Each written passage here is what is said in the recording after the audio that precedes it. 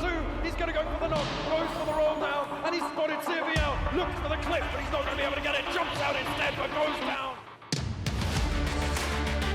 Moving forward, trying to get a better position using the smoker's advantage. Drives straight in. Out instead, but goes down. Now it's just Mortal alive. Poor Soul in a 1-versus-1, but he cannot do it.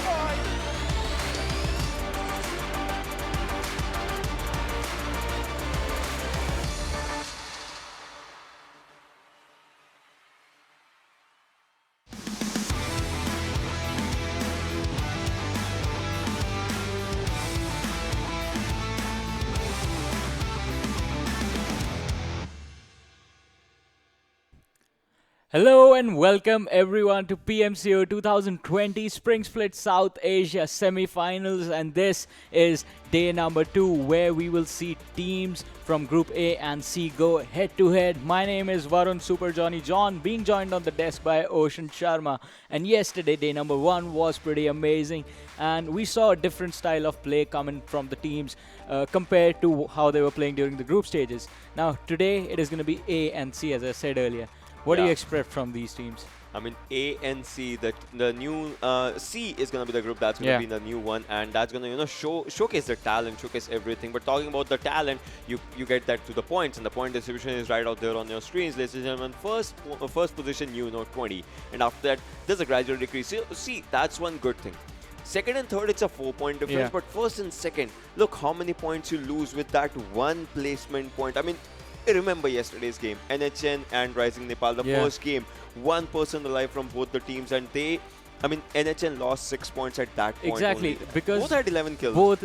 That's what I was coming at. Both teams had 11 kills, but the massive difference came in because one team got the chicken dinner, other did not. We'll see which team is in Group C. As Group A, you guys know, and Group B is the one that's not going to be playing today, but then Rising Nepal is out there in Group B, and they're not playing today. I mean, they are topping the charts, but as of now, they won't be out here. But see, Salty Squad, A1 Esports, these two big names will be out there. PN Gaming has done really amazing. T2K, Ultimate Bang. I mean, Ultimate Bang, they have done some really good things. Bang SS, those people. Also, Pyro and 1971 Gladiators, those teams put up amazing numbers as well. And one thing, Miramar is making an appearance today. Oh, once again. So I guess TDP, they are gonna miss this one, especially on top.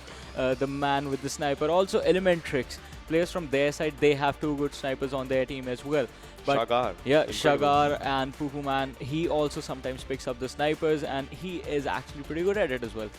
But today we will see, as I said, A1 Esports is going to be there, PN Gaming is going to come in, Salty Squad is going to come in, 1971 Gladiators are going to be there, Pyro are going to play. So it is going to make an interesting day for all of us. But before we start the day off, let's have a look and see how the overall standings look like right now. Yep, the overall standings, ladies and gentlemen. Rising Nepal, 99 points. Let's just look at that. Yeah. Wait, okay. INES on the second with 77.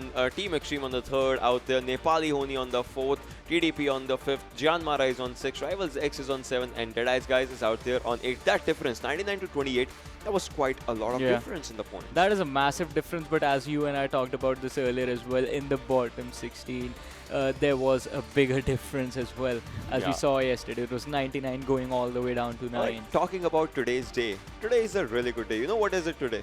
Valentine's Day. Today is Friday, and tomorrow is going to be weekend, so people are going to enjoy. Yeah, for you it might be Valentine's Day. For me it's today. Today is Friday. But then coming back to the standings, the Rising Nepal, as we were talking, 60 placement points. They have the highest, like the first and third, they have 29 placement points and they have 60. Like, they have double the placement points, and that's a lot of number chunk if you have it in you. Yeah, 60 points for placement and plus the 39 for the kills, and there is a 22-point difference between the first and the second.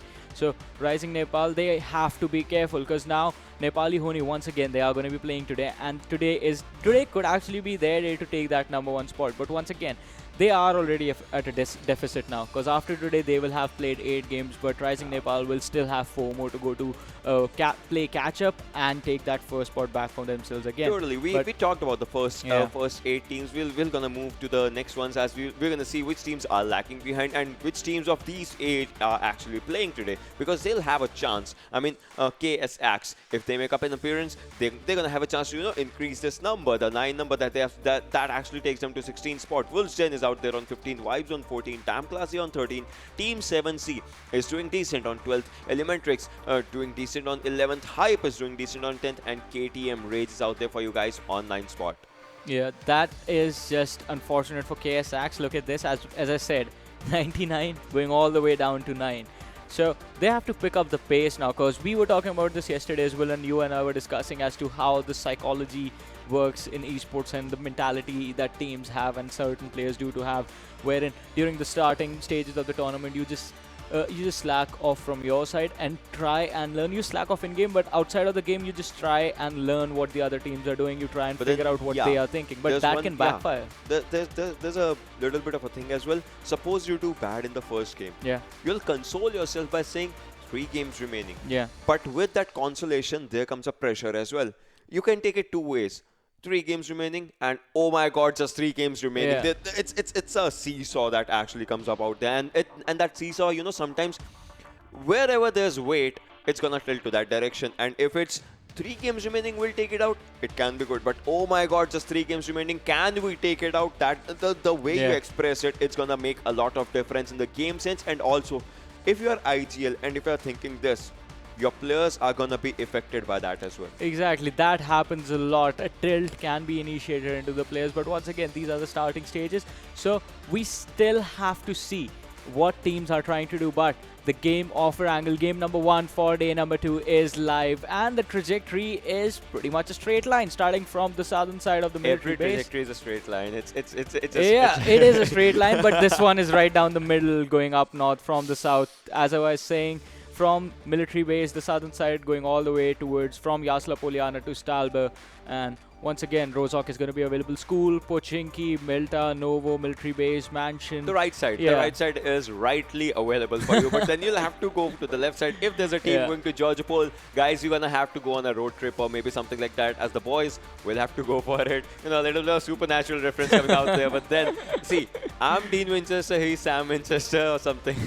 I'm Jake Peralta, he's Charles Ball, if you're a B99 fan or something like that. But then teams are dropping, ladies and gentlemen. 1971 has dropped INES on Novo Repno, and Ultimate Bang and Wolves on the military area. 3 teams on the military area. Can this be good? Can this be bad? I mean, you are the judge. You guys need to decide what happens in the gunfight. Yesterday, we just saw military being abandoned in both the games of Erangel, but this time, this area could be actually contested. On the other side, look at INES. They have a safe drop, and they do this every single time. Novo is theirs. No one is going to contest it. No one even goes there. It is just INES all alone, because the last time someone actually tried to contest it, it was Salty Squad during the group stages, and they lost 1 player before they even landed. So that was quite unfortunate for their side, and from there on out, we just saw INES just take control of every single drop location that they want to go in on Erangel. And INES out there, you can see yesterday also they did really good. Batre, Machine, Evil Eye, as you like to say, Machine is literally a machine, and that's one thing that he would like to see. Meanwhile, A1 Esports and Salty, 2 amazing teams on an amazing drop spot. They always contest each other's drop, as both of them have this drop of Yasna, but then sometimes only one team, comes out alive. So that's one of the things. But we'll have to see, because A1 ES has a really good area. And if we can see map once, just to see where the map is, whether the zone is, and where the zone's going to form, that's going to be really helpful if we could get to have a look at that. But then in less than 2 minutes, the zone is going to shift. And it's pretty centralized. So I wouldn't be surprised if the zone shrinks to Potato Hill or school apartments area, if it goes to a central shrink. That could be it. But right now, talking about where the teams are, I think teams on the military island, they will have some trouble while moving into the main island, just because the bridge camps could actually kick in. And no one was in Georgopol. And the last time we had a similar zone, it was on the first day of the group stages, wherein that big fight on the beach actually happened. And it was like, if I remember correctly, it was like 7 squads just going at it for what felt like an eternity.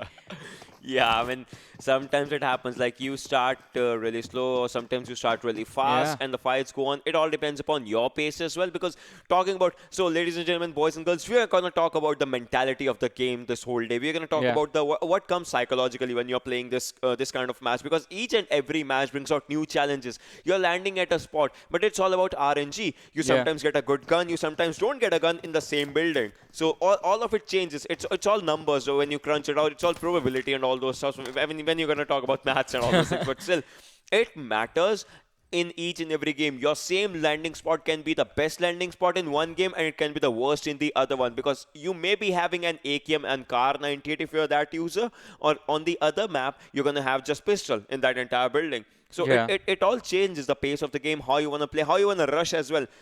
Suppose there'll be 7 squads right next to each other, but they won't be rushing because none of them has a loot. Yeah, exactly. And that is just drops. That is one factor of this beautiful game of PUBG. Another factor is, where is the circle gonna be? Sometimes you might actually get lucky, circle is close to you, or if you're super lucky, don't you play are the right game. in the middle. Yeah, you don't play the game because you have guns. You play the game because the circle lets you get into it. Yeah. You have to You have to survive the circle. adapt, yeah. You have to survive the circle. You don't have to survive the other players. And look at this. Look at Bang Squad, Ultimate Bang, Big LSS, LDT, and YCL. They are so far separated. Yeah, and YCL is the only person in the zone. If either of them get engaged upon, they are basically dead meat, because it is going to be a 1 versus 4, or if they are lucky, it is going to be at least a 1 versus 2 fight for them, because we have seen these teams go for a 2-2 split from either side, but that is literally a 4-man split in 4 different directions, so they have to be careful. I think they are trying to go for the survival plays this time around, the squad of Bang. But on the other side, another team that's really good at surviving and making it to the later stages, as they showed us yesterday, is 7C. Right now, Pathetic and Hades are in this entire city, and they have total control over it. Ruse was also out there, like fairly far away, and Salty Sadhu, can he be spotted? Sinister has a Scarl, Sinister has an AKM, and Salty squad kind of knows it. Sinister just dropped down from his building, and these buildings are fairly identical. I mean, Sinister's building and Sadhu's building, they are just fairly identical, like the copy of each other or something, you can say it. And that was one of the things. Kapshi, Dante Stranger is up behind, and Sinister is right up front. And 1971, it's your time to shine. And I think they're going to go and find a vehicle for shining, because that's important. I can see a US on the top left side if you're just looking into that. So if they spot that US, which obviously they will, they are obviously better players than me. So they are going to spot that US, and they're going to go to the zone, to the central part of the zone. No doubt they are in the zone right now. But as of now, one thing that each and every team avoids in the early stages is a fight, because, survival matters for them. They can get engaged in a fight, but what if they lose their players in that as well? So that's kind of a thing that actually goes against them. And TX, as you can see, the tri-bike. So South Asian people, like the people from the other countries, we call it the Sholay bike. If you have seen Sholay, it has that tri-bike thingy, like, ye dosti hum nahi todenge. That it's that thing. I'm talking about friendship on Valentine's Day. That's something different. But still, but still, it is that kind of bike, and it's a really good bike. Yeah, Ocean Sharma, ladies and gentlemen, the man who burns himself. Alright, I'm feeling sad about my life. You don't need to. We are getting this opportunity to watch and cast this amazing game for these amazing people, and it has just been incredible, because right now, a couple of seconds earlier, we did see squad number 10 take control of school and the city near it, the apartments area. But now, T2K, they are closing in, and fighting close to school, that is sort of tricky, because if a team has control of the building, it makes it harder for you. Even if you have the control of the apartment, you can't charge in. You have to be careful. All you can do is just basically scope in the entire building and try and spot people out and land as many shots as you can. So it is really difficult to fight people once they are in school.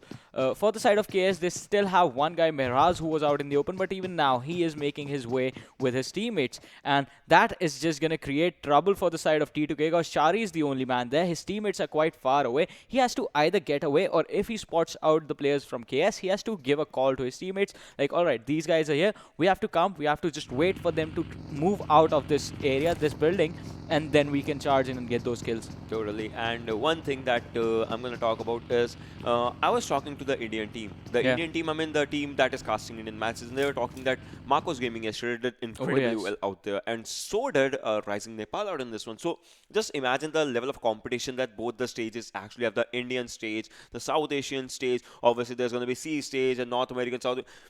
the World League at the end is gonna be amazing, if anything, because each and every team you can watch other streams as well. You can watch their gameplays as well. You Yeah. can show your support on this stream as well. But commenting your favorite teams as okay. R3D is really lucky right now. If they know that M249 is dropping right in front of them, single tab M249. Remember that thing yesterday? Yeah, I mean, that- R3D is getting lucky. Yeah, that was just incredible what we saw yesterday.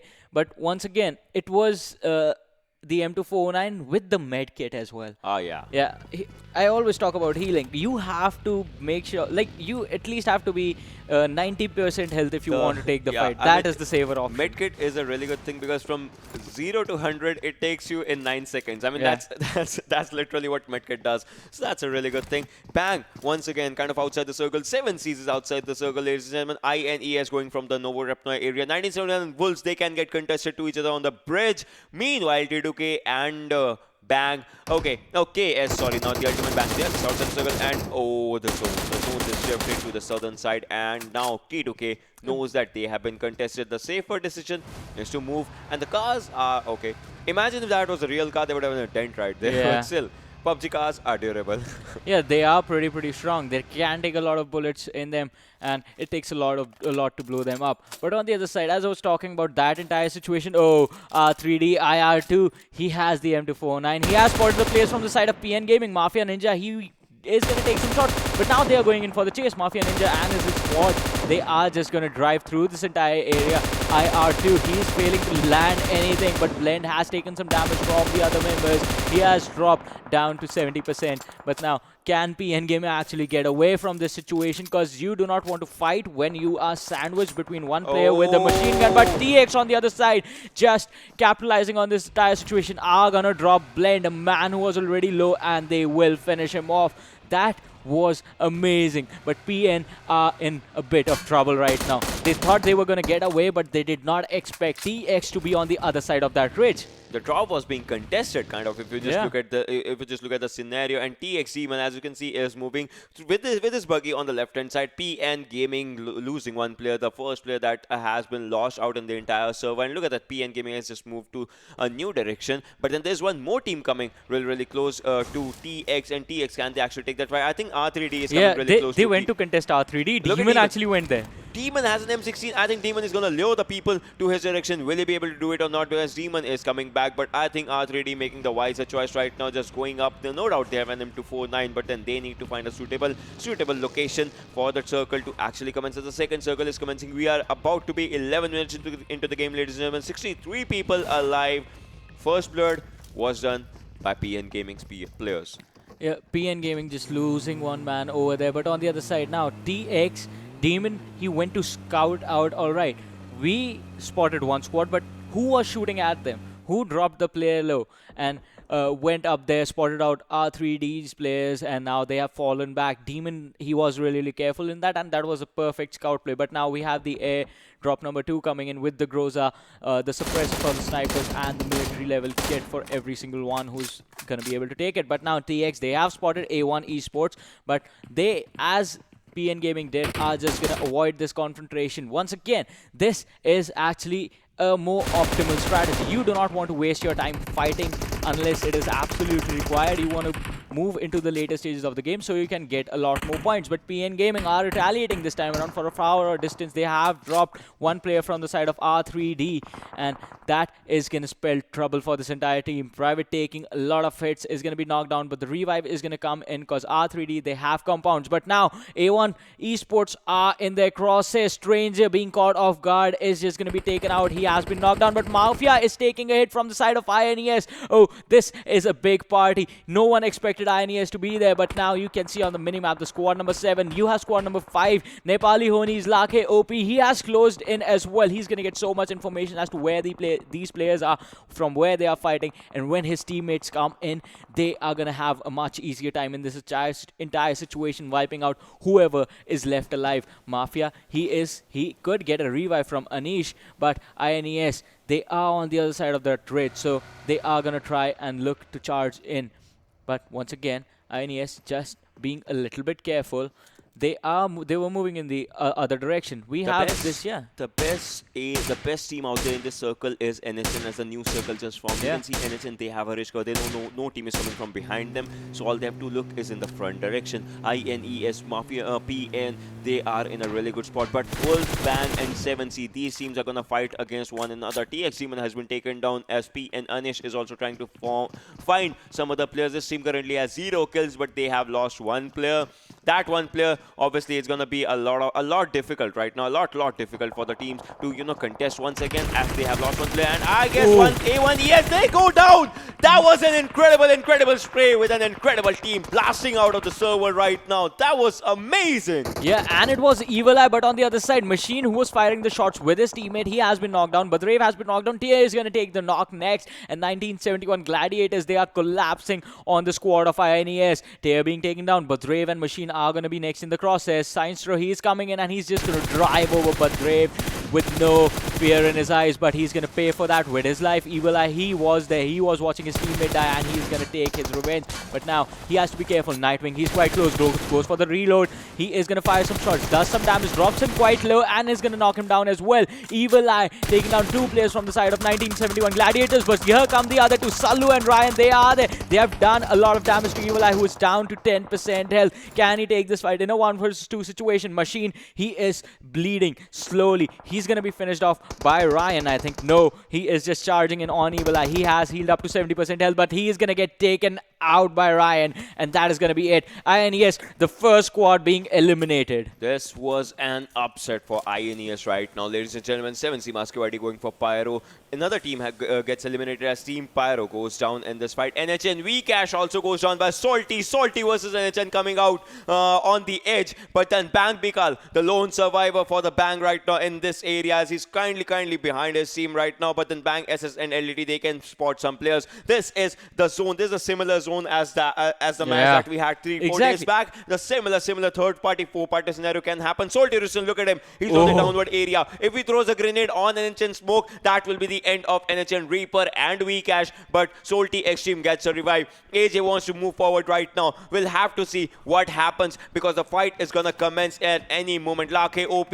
also trying to give up an adequate cover from the back end, and Salty versus NHN. This fight is going to be epic as 2 big Goliath of teams are going to fight. Gole has been taken down. Gole is eliminated from the server, but then Vcash and Reaper are kind of a grenade comes by Xtreme, takes down Vcash. Salty AJ has been taken down by Vcash's grenade, but will Salty move forward? As you know, they have downed 1 player, but their 1 player is also down. Xtreme is dropping down. Xtreme is going to lose some health, and yes, Xtreme is down to 50 HP right now. Sadhu is giving revive out there to AJ. Vcash, he has been revived. Reaper should be knowing that there are players behind him. Will Reaper go for it? This is a thing. This is going to be something. Reaper taking TPP. Grenade does some damage to him, but then Reaper is going to move to the other direction. Oh my god, this is actually raining hellfire. Yeah, that was just incredible from the side of Salty squad, the way they dealt with it. But look at this. Sadhu, he's quite close. Vcash, he was revived. He has healed up as well. Salty squad changing the pace of the game once again.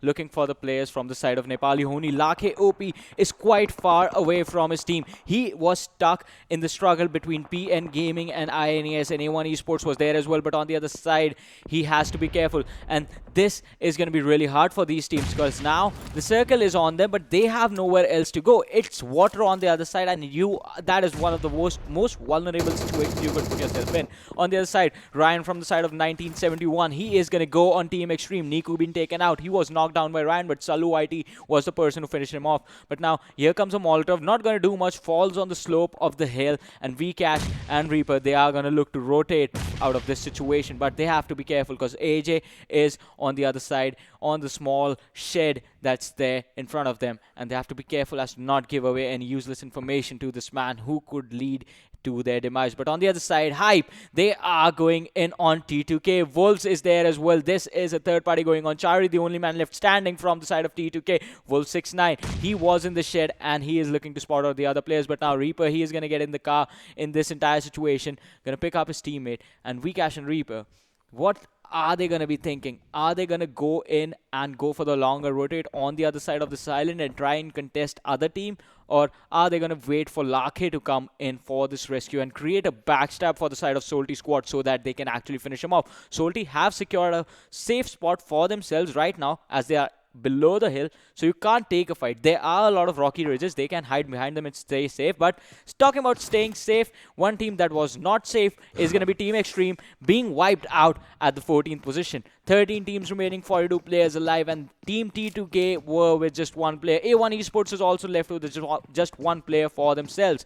Now, Wolves, once again, they are still trying to find a way to finish off T2K. But now, Wolves, ironic, he has spotted the players from the side of Bang. YCL, he was coming in that jeep, he's still going to hide. But now, the remaining players from the side of Bang, they are going to fall back. Oh, the vehicles are left exposed. If he actually blows them up, that is just going to take out any escape routes that Bang has available, because they are going to be quite vulnerable. Once again, Bang SS has taken a lot of damage, drops down to 10% health.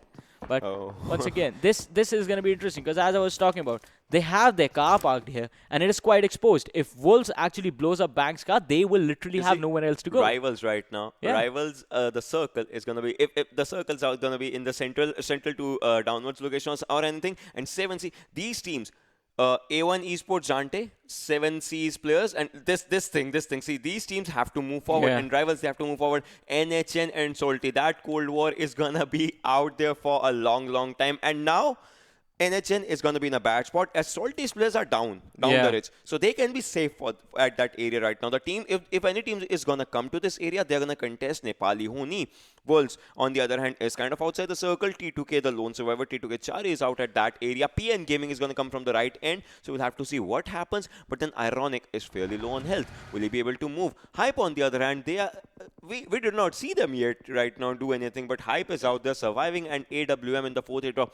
This is one new thing, guys, in the new meta.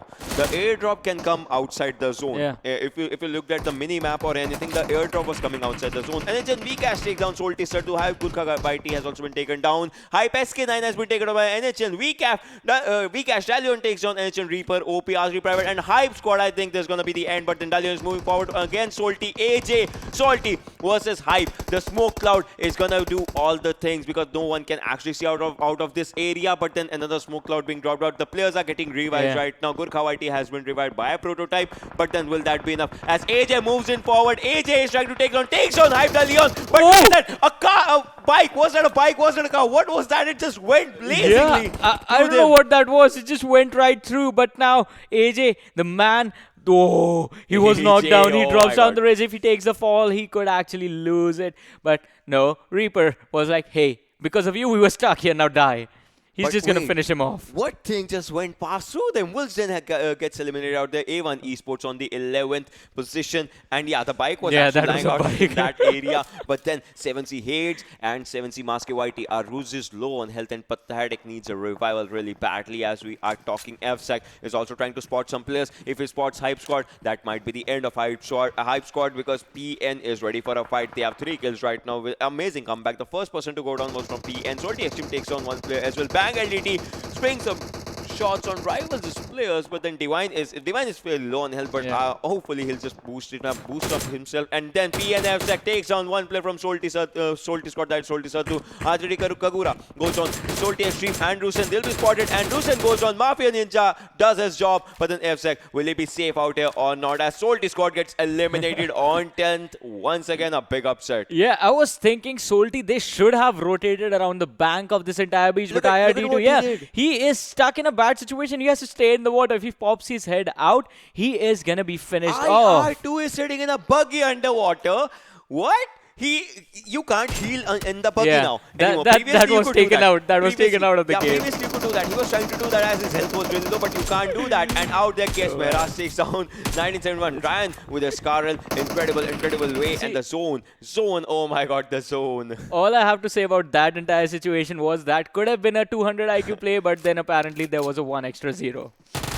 Okay.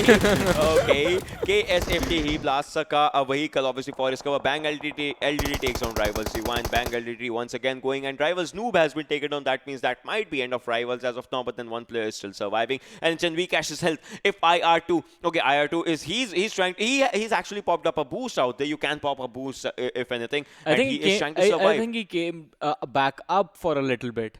No. You can use boosts on the vehicle, but you can't use first aids underwater. So that's one thing. Bang LDT takes down 1971 Ryan, and Bang LDT has also been taken down by 1971, and that is the end of Ultimate Bang.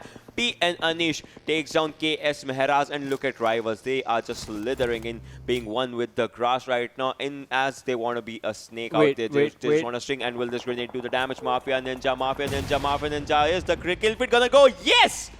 KSX gets eliminated as Mafia Ninja's grenade of demise takes down 3. Each 3 people. Nepali Ho Ni gets eliminated on 7th. NHN Reaper and Vcash by 7C Aruz. Yeah, Aru's once again been a tough situation right now. His teammates who are quite separated, and the side of 7 Seas, they have to be careful. This time around, but Rival Slayer being dropped. Our 3D Devils are going to be taken out as Hypeda Leon is going to drop IR2, who was trying to struggle his way in towards the island. And now Rivals, they could have control of this game, but 7 Seas, as I was talking about, tough situation. PN Gaming, they have their crosshairs set on them. Avsec with that DP is not going to let that entire situation go, but Divine is going to capitalize on the players from the side of 7 Seas being knocked already, and the nade is going to finish Pathetic off. Now, Rivals, they are crawling. They are moving in towards the smoke. Aruz is there. He's burning alive. This man is going to die to a Molotov of all things. Rivals, Divine is going to get a knock. He is still burning. He has to get out of there. He is going to get out of there, but Trigger is going to finish him off. On the other side, 1971, Saluai, he is the only man surviving for his team. Now, he is being really careful once again, proning. But now, Anish, he once again spots out the players from the side of 7 Seas and is going to go for them. Remaining 11 players out there, and Rivals, they have to stick to the zone right now. As the zone is going to do a lot of damage to them. They are trying to go loot some utilities, but then Sallu Whitey is out there remaining if he spots one, and yes, he does! 7CH goes down with his M4 out there. He's trying to finish him, but then Sallu Whitey is out in the open. Still manages to take one player down, but then he'll be a device of Rivals. Trigger, 1971 Gladiators go down. 4 teams remaining, 9 players. Single-digit game, but the teams are not singular out there. 7C Maskewati is surviving, no doubt. He is the lone survivor from his team. 7C's Rivals, 1 player has been taken down. That was Trigger. If Maske knows this, he can take down Divine as well, and that will be the end of Rivals right now. But then Rivals are still clinging on. Look at Team Hype out there with 3 points and 3 players remaining, and one more team out there with 10 kills. That is PN. PN was the team that had the first blood, and AWM in that airdrop, but I don't think so. No one's gonna actually look at that. And Divine versus 7C's, but then Rivals go down as PNFC goes with for the 11th kill for the team, and now it's down to 2 teams.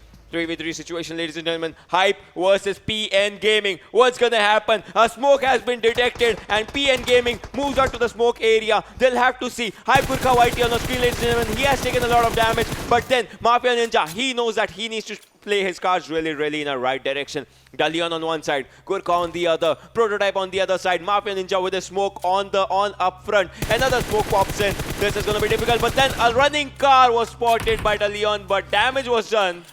Was not enough. Yeah, the damage is definitely not going to be enough, but now PN Gaming, they are being collapsed upon by the players of Hype. Dalion is a little bit split from his team. This is a 3v3 brawl going on between these two, and since the fight is happening in an open area, the smokes are going to be really useful, but Dalion is going to spot out Mafia Ninja, is going to dish out a lot of damage, dropping down to 40% health. He's going to hide behind those cars and is going to pop that first aid just to start the healing. Zone is coming right now. Zone's going to do a lot of things if the team is not in the zone. It's going to do a lot of damage. The cars are being burst up. Really good strategy by PN Gaming right now. We'll have to see what happens. Hype Dalion is out there with zero medkit, 0 first aid, 0 boosters or anything. Just 7 bandages out there in his hands. And Gurkha Whitey, once again, 0 first aid, 0 anything. He just has 10 bandages, no bandages, nothing. If they are being at the demise of the zone, then that is going to be an end game for them. But PN, FSEC, Anish, Mafia Ninja, can he actually go for that play? The play for the chicken dinner. Yesterday was a 1v1, today it's a 3v3.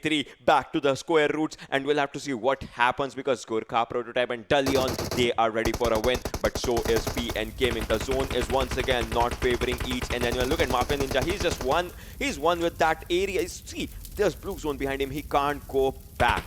Yeah. So, if any one player goes down, P and Anish goes down. Mafia Ninja, can he get a revival right now? He'll have to pop up more smoke. But then will that be anything? Because Prototype also goes down and Prototype has been finished. No chance given for anything. It's a 2v3 right now. Hype has not come up so far to actually lose at this moment And right now. it gets turned into one more player has been taken down and FSEC has been finished. Oh my god, it's just down to Mafia Ninja. Mafia Ninja versus 2 players. He's popping up smokes. Gurkha Whitey is slithering, but will this slither do some damage or will he also fall under the demise? But then Mafia Ninja is still on survival. No time for revival right now. He'll have to move in forward. Gurkha is ready for him. Will Gurkha be the one giving the final blow in this match right now? As the smokes on the far end have been popped up. Smokes on the lower end has been popped up. The zone is coming. The zone is coming. The zone is coming. Gurkha Whitey has been taken down. Mafia Ninja 1v1 situation once again, going for the revival right now. Will that be enough? Yes, the revival is coming out right there. 6 seconds, 5 seconds, 4 seconds, 3 seconds, 2 seconds, and the person has been revived. It's a 2-player situation right now, 2-player strategy. Even the single HPs matter. Dalion with his 75 HP. Gurkha will be finished, but I think he has done enemies ahead before he died. Will that be for the help of Dalion? Dalion has spotted one. Mafia Ninja goes down. Anish is 1 HP.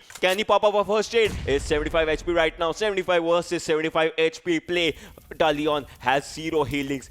Anish has 3 healings. His helmet is broken. Oh my god, this is back to 1v1 fight. This is exciting more than anything.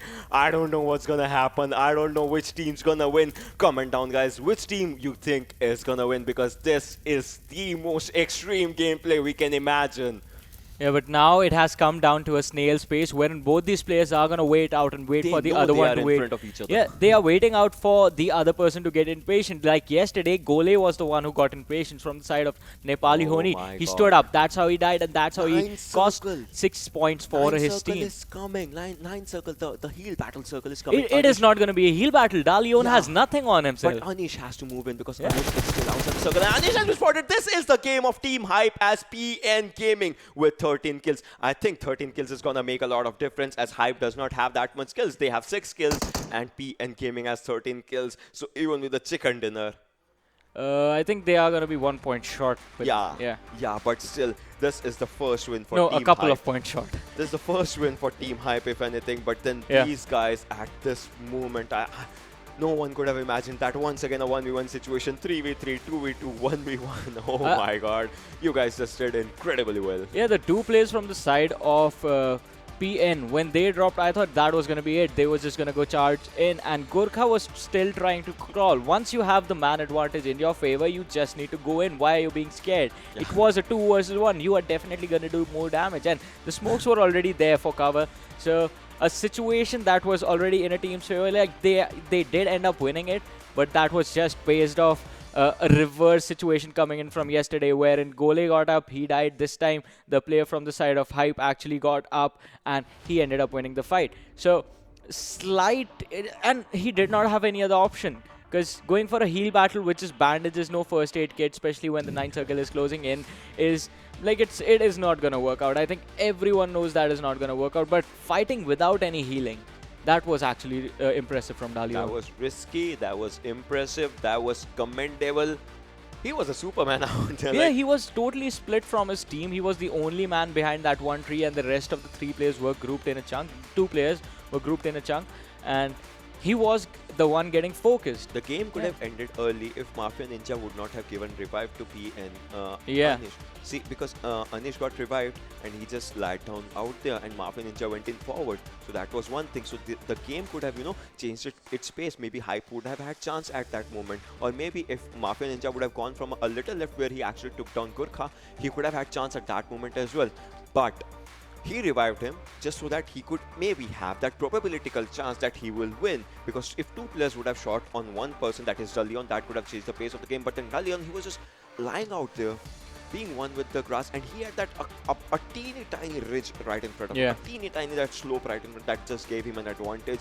And Anish, when Dalion was sure that Anish is moving on the 9th circle inside the zone, he knew, because while he's moving, the crosshair is not going to be placed correctly, and that was one moment when he was just do it. And apart from this, these were the 2 teams that actually won.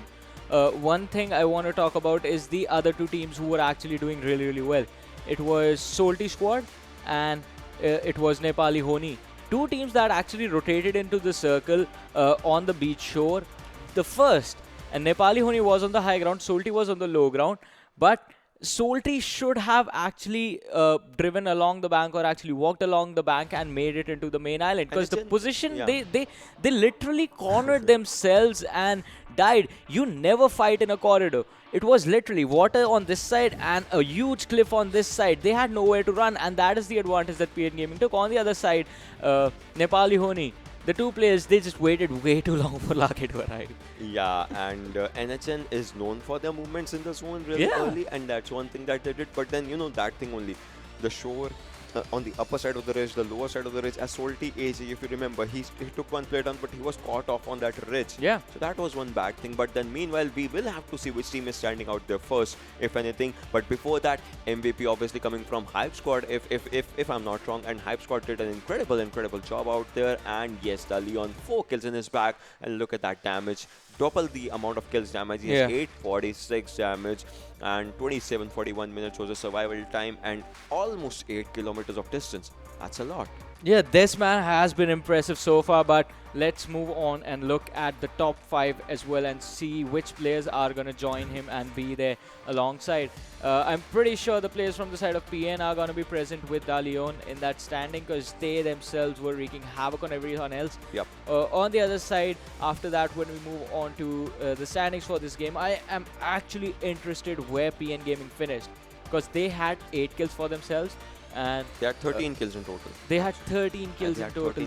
They actually managed to get that many, because last time we saw the standings and the points in the minimap section, in the team section where we have the list of the teams, they were sitting on 8. But before that, before we see about 7 Cs, before we see about Nepali Ho Ni, let's have a look at the top 5 players from this game and see. Mafia Ninja is going to be the first with 7 kills, 1048 damage and 2 headshots. Avsek is going to be the second with 5 kills, 923 damage and 4 headshots.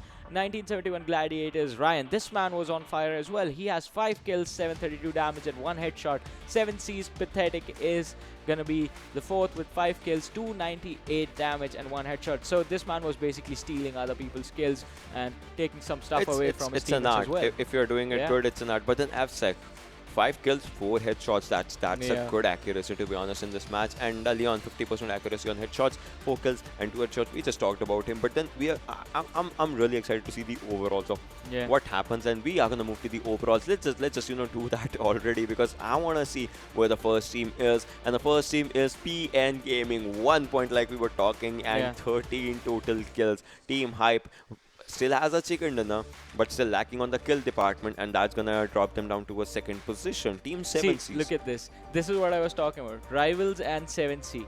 They have the same points, but 7C did actually get the one Kills extra matter. kill. Yeah, kills actually do matter, and we talked about this yesterday. We were talking about since the group stages, wherein if you are sitting at the same point, the person with the more kills is obviously going to lead the charge, and that is why 7C is up 1 over Rivals X. Yeah, that is totally true. And Rivals X, as we are talking, is on 4th, and 1971 Gladiator is on 5th. They did incredibly good. Out of those 4 kills, they have 3 via grenade only. And talking about the bottom table, if we have to talk, let's just start from the bottom. Team Pyro tried to do something, but then could not do it, as they were contested off guard. And A1 Esports, a big name. A1 Esports. I mean, they're coming out on 15. That's kind of a difficult scenario that was not needed. But then Solti squad also in this area, Team Xtreme and Solti squad, and again 2 big names coming on 12th and 14th.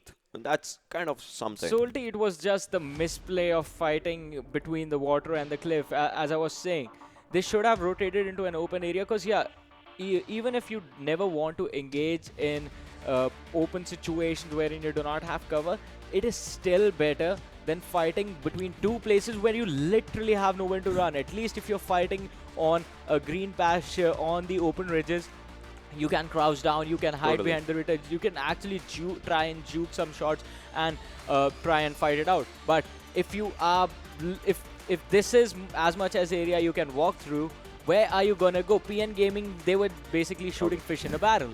Like, this is the as much area. I was like, how do you fit 1 person in this one? But okay, but then we are gonna go for the head-to-head of the first and the second team. So let's just see where PN Gaming and Hype where they were doing the good and where they were doing the bad. As we are talking, as you can see, 13 kills, a huge number. 6 kills, a good number.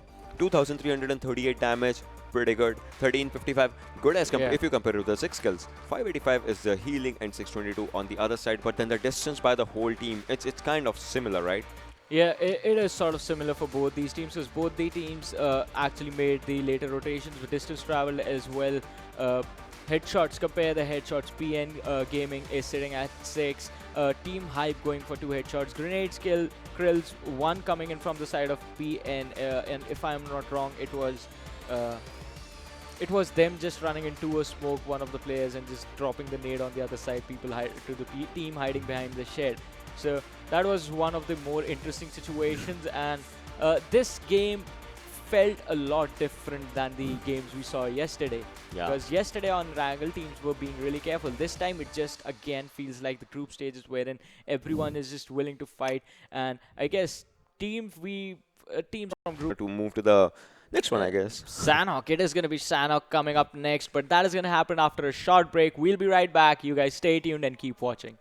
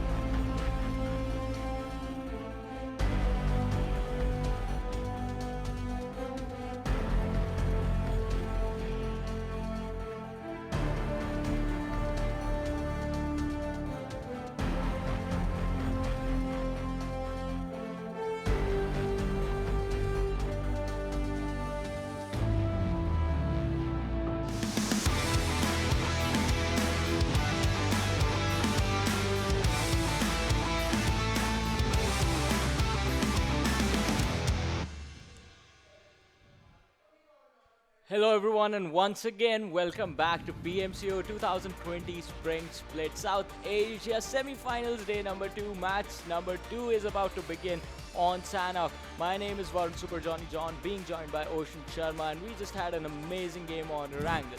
I mean, yesterday's first game, Yep. 3v3, 2v2, 1v1. Today's first game, 3v3, 2v2, 1v1. I've never seen something like these, because what happens is the pressure, as we were talking about game sense and the mentality and all those things, the pressure that a player is facing when it's a final circle and he is, if not anything, the lone survivor from his team. You can have other survivors as well. But then slowly and slowly, as the team was losing its players, right? Yeah. Hype also lost its players. PN Gaming was also losing its players. So as the team is losing its players, so the things that actually go down is your morale, your boost, and all those things. And when they just go down as you are losing your players, the win also goes away. You lose a win as well in that, and that thing actually matters. There's a graph. If you just go for it, there's a Gaussian curve to it. The peak of the curve is the maximum pressure that you can withstand. If it just goes above that's gonna be the end of it, and from there the downfall actually starts. And when the downfall happens, the game will, no matter, you will be having 4 players. Remember INES's Evil Eye yesterday with his M2 phone, and he almost took down 4 players. So if you're not able to take that pressure, you are gonna lose the game slowly and steadily, and that's one thing. But then now, it's gonna be Sanhok.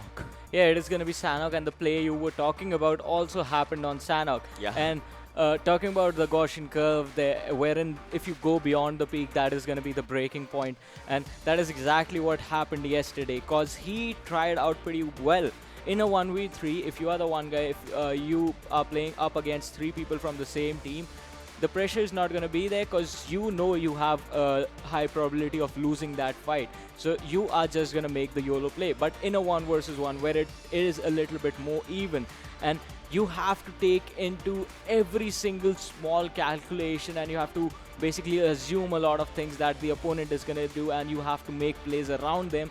There is so much that your brain is processing in that situation that some people just are not able to deal with it, and other people are playing here. The curve that you said about the elastic point, that is the elasticity curve. That is the different one. The Gaussian curve is the bell curve. You are the maths genius. I am not a math genius. The this Gaussian guy. curve is a bell curve. The bell curve actually goes like this, and it's sort of a bell. And the bell actually has the topmost point, and from it's like the probability curve. In a class, there are 5% of them are genius, 5% are dumb, but the 80% are in the middle. So that it's that thing. It's that kind of a thing. But then we are into the game, ladies and gentlemen.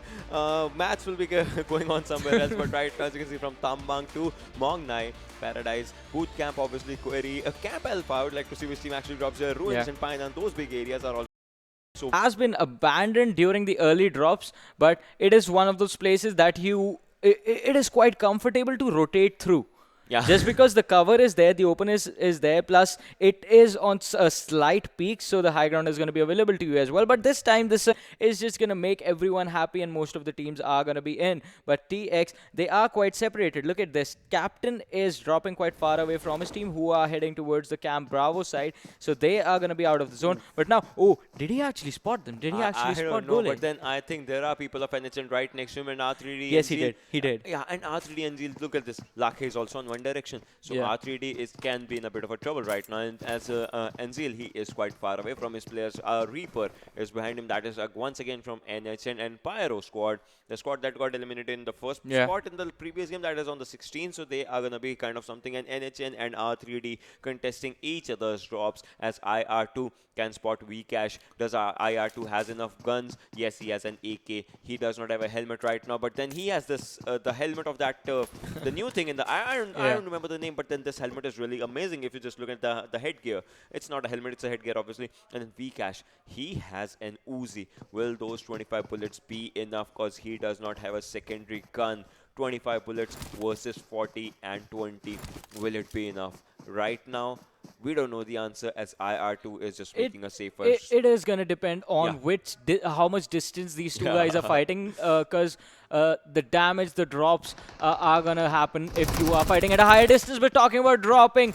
Gole is gonna be dropped by Godfather and Nepali Ho Ni. They are not looking good because Lake also was taken down a little bit earlier, and now Vikash has to be really careful as to not engage with that Uzi, because as I said, if they actually fight at this distance, oh, Reaper was dropped as well. NHN, what are you No. doing? IR2 is moving No. forward now. He knows that the player Vcash just has an Uzi. He just needs to do one thing, not to be extremely close, but he can take him down. Vcash, is it throwing a grenade? That's a Molotov. That's a Molotov. Does it hit? Does it? No. It does not hit IR2 right now. IR2 is safe, but then another throwable coming in handy right now. A second throwable goes in. That is a grenade, or is that a smoke? I don't know. That was a smoke. Played as a bait, but it comes to use of IR2. IR2 can actually be safe in that smoke if he wants to, and Vcash, I think he kind of just helped him, but Reaper, the clock is ticking. Reaper is dying. You will see a crate if you're not there on time. Yeah. Why does it all rhyme? What? Once again. But then Vcash, as you can see, he is trying to spot someone. That is IR2, but will he be able to do it as Anzil comes in from behind? Once again, it rhymes, and Lake is also moving out from that direction, but then Reaper will be finished as nobody will be able to reach on to him on time. Yeah. Let's see what happens. He is still going with the rhymes, and Reaper is just gonna die on the other side. Vcash, he should have used the smoke to close up the distance, because at close ranges, Vcash goes he is gonna down. be dropped with that QBZ from Anzel, who has taken some damage, but Vcash is gonna be finished off as well. As I was saying, Vcash should have used the smoke to actually close up the distance, because Uzi at close ranges is brutal. If you can actually control the recoil and control the aim. On the other side, Lake, he just has one option left now, is to hide behind this rock and stay safe and wait for the players from the side of our 3D Devils to get out of there, so he can actually make it into the later stages. But now, Nepali Ho Ni, they are in a really bad situation. Lake, he makes one mistake, he fires one bullet, he is going to be a dead man, unless he is going to be able to, unless he actually clutches out a 1 versus 4, which, as we all know, is something that is really, really difficult. The good thing for him is Anzel is going to be with low health, but on the other side, the other 3 players from the side of our 3D Devils, they are going to be pretty healthy. They are going to loot the crates of the dead players from the side of Nepali Ho Ni and are going to be pretty happy about it as well.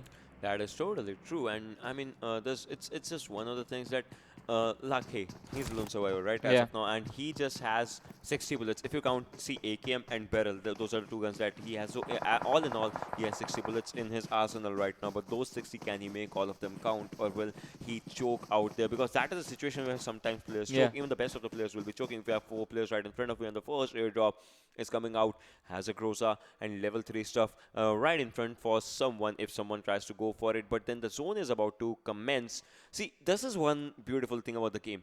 Ruins, no one is out there, and the drop is right next to Ruins. This is the thing that we were talking about in the first game as well. The first game, that it all depends on the probability. This area was neglected by everyone, and now the most precious thing, the airdrop, is present in that area only. That's how the game changes its pace. Yeah, there is a lot. There is, I won't say a lot, but there is more than a decent amount of RNG involved with the circles, with the loot spawns, with the drops coming in as well. And that just makes the game a lot more interesting, because you can be playing the same map every single time, but it is going to be a different game that you're playing every single time. It's going to feel like a different game you're playing every single time, even if you drop at the exact same location, because there's going to be other teams. Look at Hype. I like you were talking about drop locations. Look at Hype's drop location. As of now, they are safe. And if the circle shifts on the downward side, they will remain safe. I think this is the first time that we are just seeing one team entirely take control of boot camp. Because it is just INES there. T2K, they are closing in, but they're going to have a hard time fighting there. Yeah, I mean, that is one thing that's going to happen. And look at Team Hype. They won the first match. I mean, still ended up on second spot. Obviously, that was because of the kills. So right now, they know that they have the capability of winning. But if they want to stay on top, see, it's one thing. If they want to end today's day in a good manner, because they are not going to play tomorrow's games as per the groups, as B and C is going to play, and they are in the Group A. So that's one thing that's going to change the pace of the game for them. Right now, in these 3 games, they can collect as much points as they can, so that it can keep them in a safer spot till the end of the day, as Rising Nepal is. But then, will it going to change? That's going to be one of the questions. Painan, Pyro is still out there. They are not moving, obviously, because the zone is not moving. Yeah, Rising Nepal, they have taken a dip if you compare the comparison from the group stages, but now they still have some more games to go, as in they have this game to go, they have the entire day for today, then they have the second rotation of the teams coming in when the groups start colliding again, A versus B, B versus A versus C, then B versus C, the second rotation of that entire scenario when that happens. So those games are still there for the side of Rising Nepal, but once again, they were putting up amazing numbers from the first day onwards, from the very first game they played in the group stages. This time we are still wondering, we are left to wonder whether are they going to come back with the same level of performances, or was that the max that they could do? Because if they actually fail to make it into the top 24 this time, they are going to be out of here.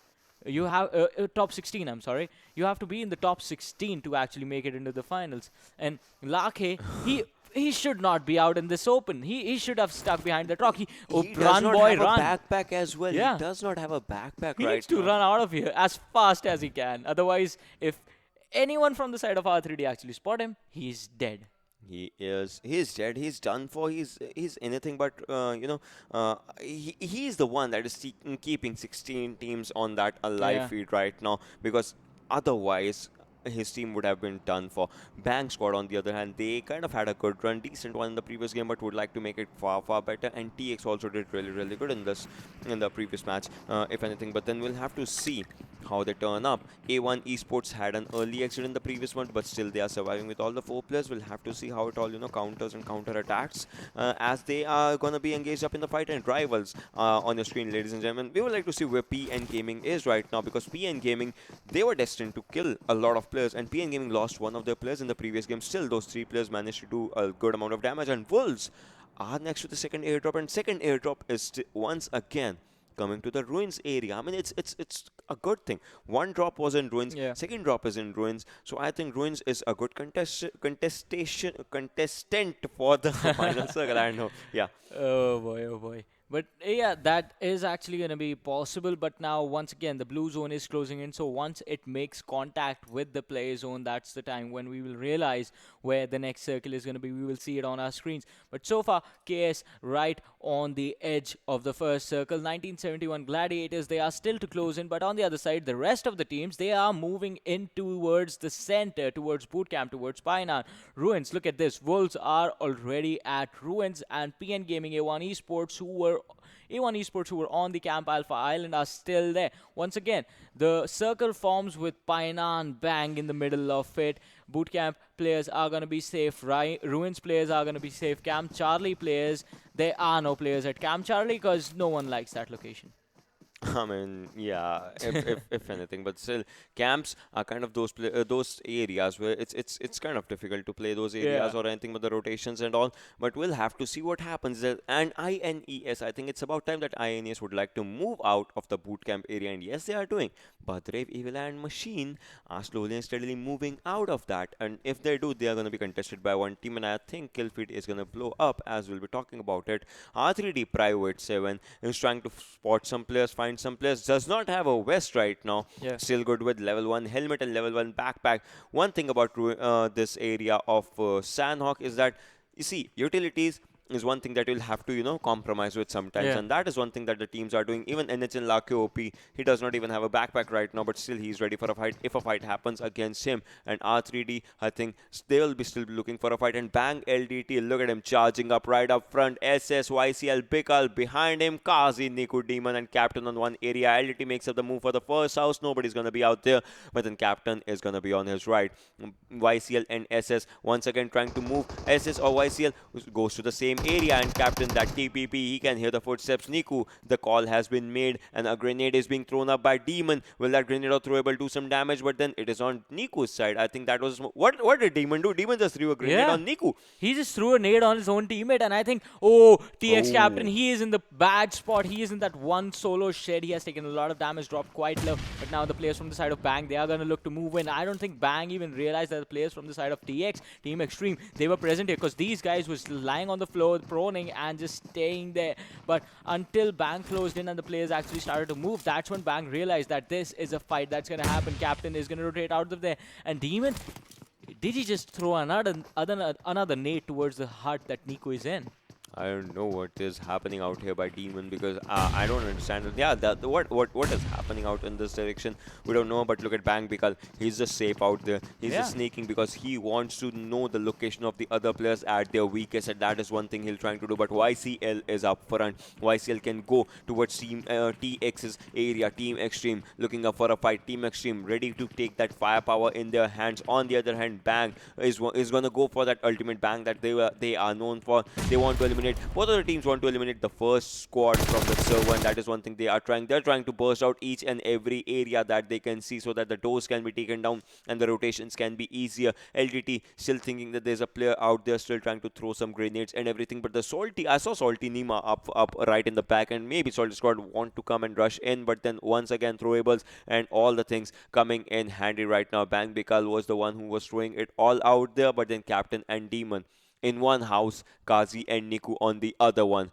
Are they going to go for the fight or not? Because once again, a Cold War has started. And Lake, I spotted Lake out there. Yeah.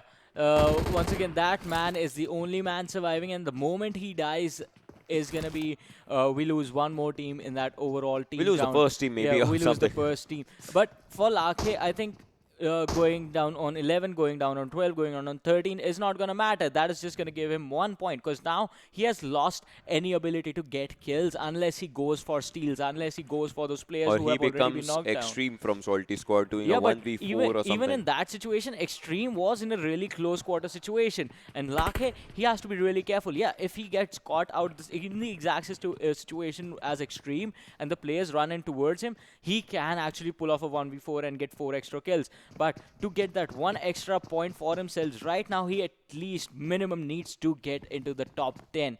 Because at that point is when his position points become 2. Or he has to steal kills to get those points somehow or the other. But whatever it may be, Nepali Ho Ni, they are in a really bad situation. And what was Niku trying to do? Just trying to bait out players from the side of Bang, I think. Trying to force them to move into one general direction. On the other side, look at this. Captain is going to go for that high ground. And if he has a scope, he can actually go in to spot the players from the side of Bang. LTD has moved quite far back. He is behind that rock, and Captain... He has been spotted. Yeah, with that M4 and that 3x, can he make it happen? Oh, the shots being fired on towards the side of Captain. He's going to go for that crouch once again. Fighting in the open is never going to be advised, because you can be taken out. Would even Zeldy is down to 1 HP by Bang because does the damage, and this damage will be catastrophic as he'll be popping out a first aid. The first aid that should not have been popped out right now. It should have been saved up for later maybe, because right now it's important. Niku is down to 17-ish HP as Lake spots him. LDT goes down. The first shot, the first blood has been taken out of this fight, and LDT, there's no cover for him. There's no revive for him. Team players will have to go backward. Bikal is going on to him. Niku has the smoke on his left. Knows Bang SS is out there, and Bikal is going forward just to revive his player, because this is where they lose time. As YCL, he has also been spotted. Badrev goes for T2K Bolli Hang, and also would like to finish him, and YCL is low on health. Right now, Bang is in a lot of trouble. 1971 also coming from behind for Bang SS. Has he spotted him or not? That's going to be something. Going for a smoke. I think Bang SS, he's going for a cover smoke and would like to move towards his players. And I think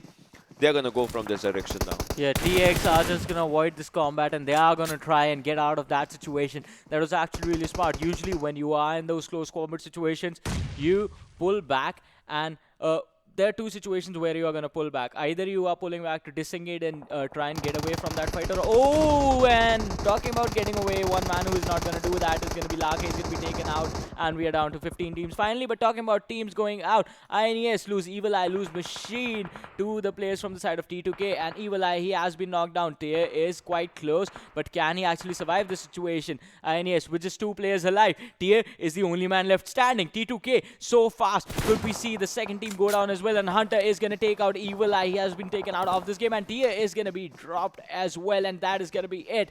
INES take their exit from this second game of Sanhok. 2 teams eliminated. 1 player who survived so far gets eliminated on 16th only. I mean, that is a game changer for Nepali Ho Ni as a whole, because this is going to be a really, really bad situation for NHN. 1971, Bang outside the server, currently fighting, currently trying to make their way, but they are gonna meet TX and T2K inside the server, inside the zone. So let's see what happens. And Saluwaiti is on a really different direction. And look at this, T2K, they disengaged from the fight with Bang. They moved into the circle and now they are waiting on the edge of the circle. I think they are going to set up a trap for when Bang in 1971 they try to rotate. But now Bang right now in the blue zone are going at it with the players from the side of 1971 Gladiators. Look at the zone shift. The zone just shifted incredible way. And Bang YCL goes down by T2K Shari with that headshot of M4 Bang, because you don't pay enough respect to the circle, and now the circle is going to be the one that's not going to pay respect to you, ladies and gentlemen. This is what is happening out here in the second game, and I think we are going to see a lot of players going down by the play zone once again. R3D Private trying to spot someone. He spots one from the Rivals, and Rivals divine. One shot on him, two shot on him, one more shot, and yes, Private steals the kill. Trigger is out there still. Trigger is in that area of that ridge where he is safe for now. Private, on the other hand, would like to find another one. If he spots another one, I think Rivals Noob was spotted. Yes, he was. First shot, second shot, and that was enough for today, folks, as no more shots connecting on him.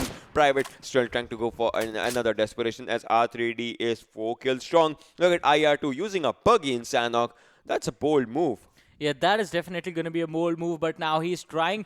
Was he trying to rotate towards the side of players? The blue zone is starting to shift, and these teams are going to be in trouble. Rival Slayer is going to be dropped, and he's going to be finished off as well. Rivals, they are in the blue zone, and now R3D have already started moving, so they can actually stop, turn around, and wreak havoc on these teams right behind them. If the from the side of KS, he has a bike on him, so he is going to be making a fast rotation.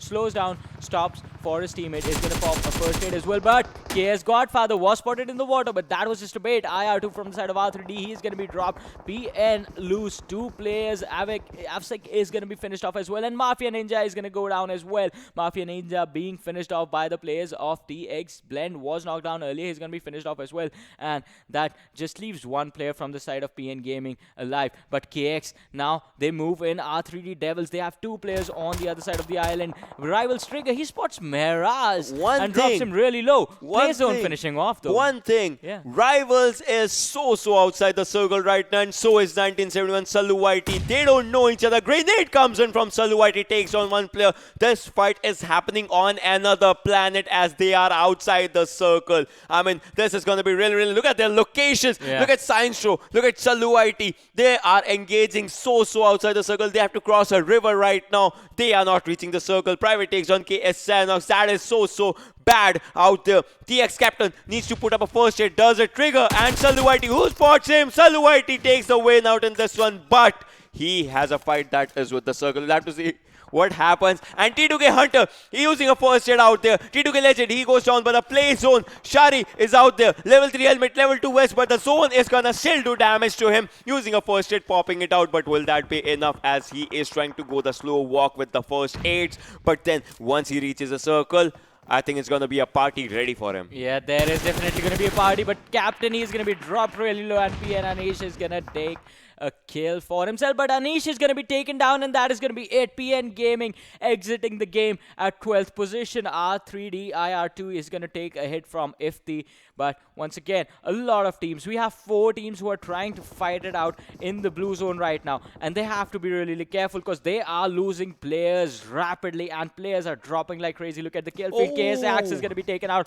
of this game entirely. Now we have 3 teams who are fighting in the blue zone: R3D, T2K, and 1971 Gladiators. On the other side, A1 Esports are losing a lot of players, and as I was saying about taking exits, R3D Devils are going to do the same with 8 points to them right now. On the other side, Sinistro from 1971 Gladiators actually makes it. He makes a grand appearance inside the circle, but Circle once again is making an appearance on him. Salty squad right in front of him. 140 meters is the distance he has to cover. Now he knows that there are players. Can he spot them? He has spotted them, but will he be firing on them? Hype Dalion goes down. This might be the end of Hype out there, but then SK49 goes up for a cover fire, but then SK49 also falls down by Pyro players. Hype is being contested by 2 different teams. Hype Dalion will be finished by Pyro Myth ES Smoky Myth ES takes on 7C Maskewide. It's 7C versus Hype versus Pyro. That is one thing that is happening. TX Kazi, T2K Hunter, can they spot him? T2K Hunter is being won with the zone right now, but then Niku and Demon, if they spot him, yes they do. Pyro Smoking ES actually takes on and Team 10 to kill,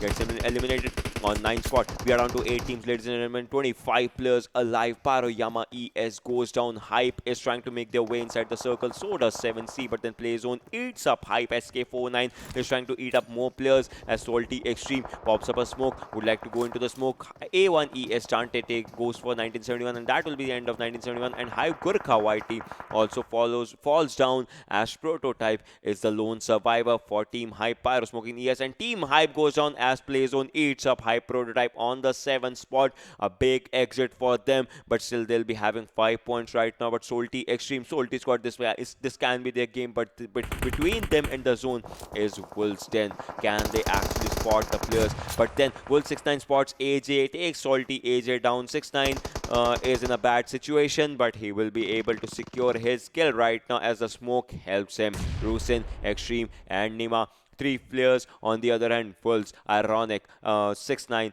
2 players with Dictator on one side. Let's see what happens at Salty Extreme. The Snakes are slithering. The Snakes are moving in forward right now. Extreme and Nima, they stood up. Salty Rusin stands up and they are going for it. Nima with his Uzi. Can he do some damage? No, he can't, as he has been taken out by A1 ES Dante. A1 Esports is ready for a fight. They are just cornering each and every team and trying to take them down. Wolves 6-9 can spot Salty Extreme, and that can be the end of Salty Extreme. But then Dictator is also in that direction. Nima, will he be able to get a revive right now as Rusin? Nope, he is not getting a revive, I don't think so, but he is dropping some things for Rusin to pick up, and Team Pyro gets eliminated on 6. 5 teams, 15 players. This is incredible. Yeah, this is going to be incredible, but one thing is not going to be incredible. Dictator firing those shots on Extreme. Extreme already taking some damage, has dropped down to around 80% health. But now 6-9 is split from his teammate. And on the other side, Killfeed, 7Cs and A1 Esports are going to go against each other. A1 Esports player Dante is going to get a kill on the player of the side of Salty. Salty, they have to be careful as well, because look at this. 7C, they are on the high ground, and talking about A1 Esports, Aruz is going to drop Extreme and finish him off as well. Now, Salty, they are going to be in trouble, because Rusin is the only man left standing, and he is in the blue zone as well. He has to worry about 7C, he has to worry about Wolves, and this is going to be trouble. The player Rusin is going to be in trouble. Not anymore. He's going to be taken out of the game, and Salty squad take the exit. We are down to 3 teams remaining. It is going to be 7C, it is going to be Extreme, it is going to be Wolves 10.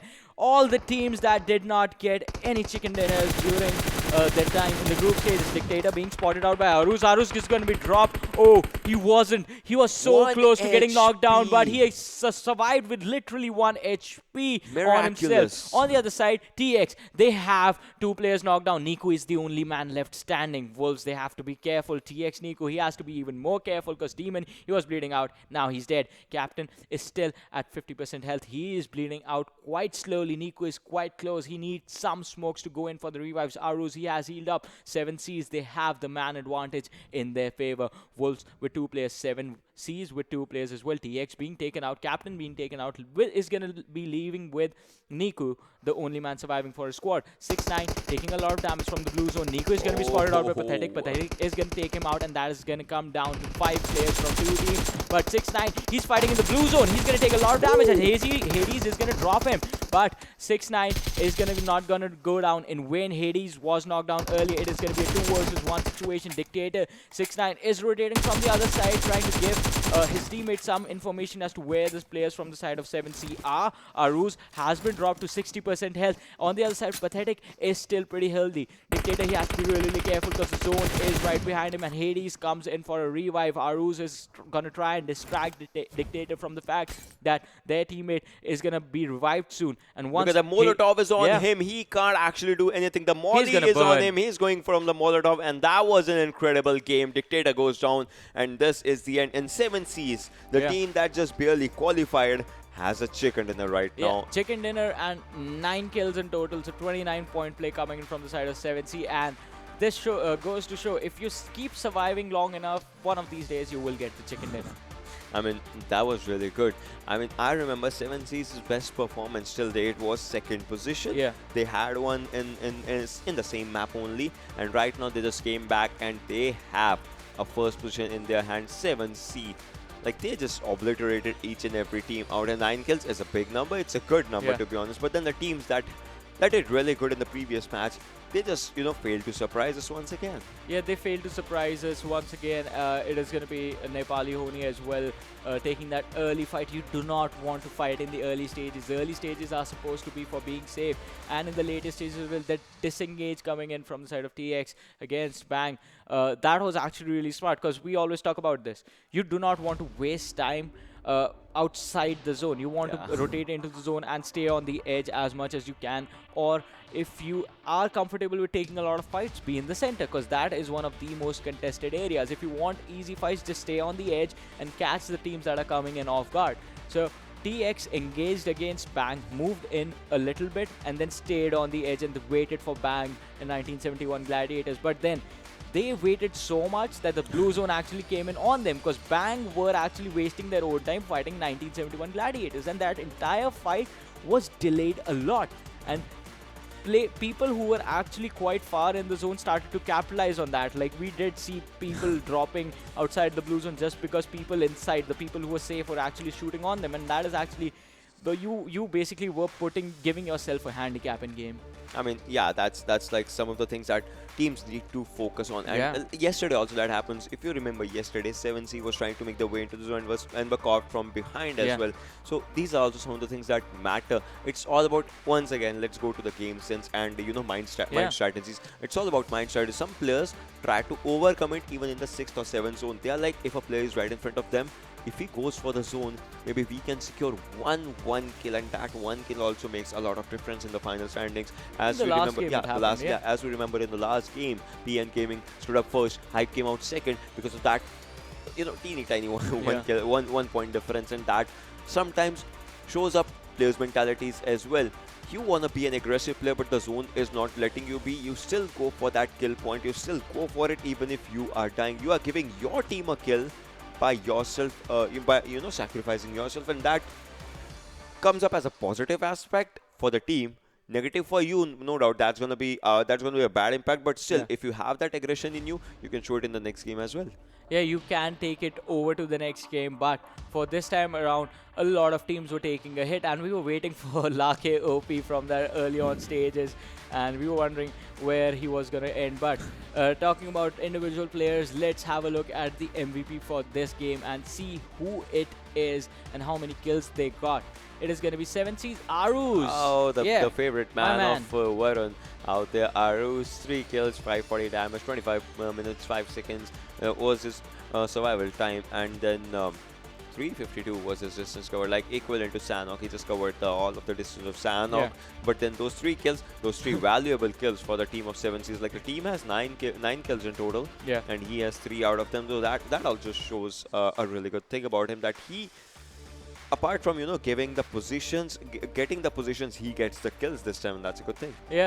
Once again, this time 7C, they had the advantage that all the players were alive, so Aruz might have felt a little bit more comfortable, because usually it's just him just crawling and but then 7Cs had all players alive. NHN kind of lost all their players, but we will see which teams were in between them from 1st to 16, as 7C obviously 29, Team Xtreme on 2nd with 18. Team Xtreme has a good comeback in this game. Wilsden out there on 3rd position, Team Pyro out there on 4th, but one thing, see, Wilsden was 2nd. That's one thing that I was thinking about, but then Team Xtreme had good amount of kills, and those kills actually contested them off.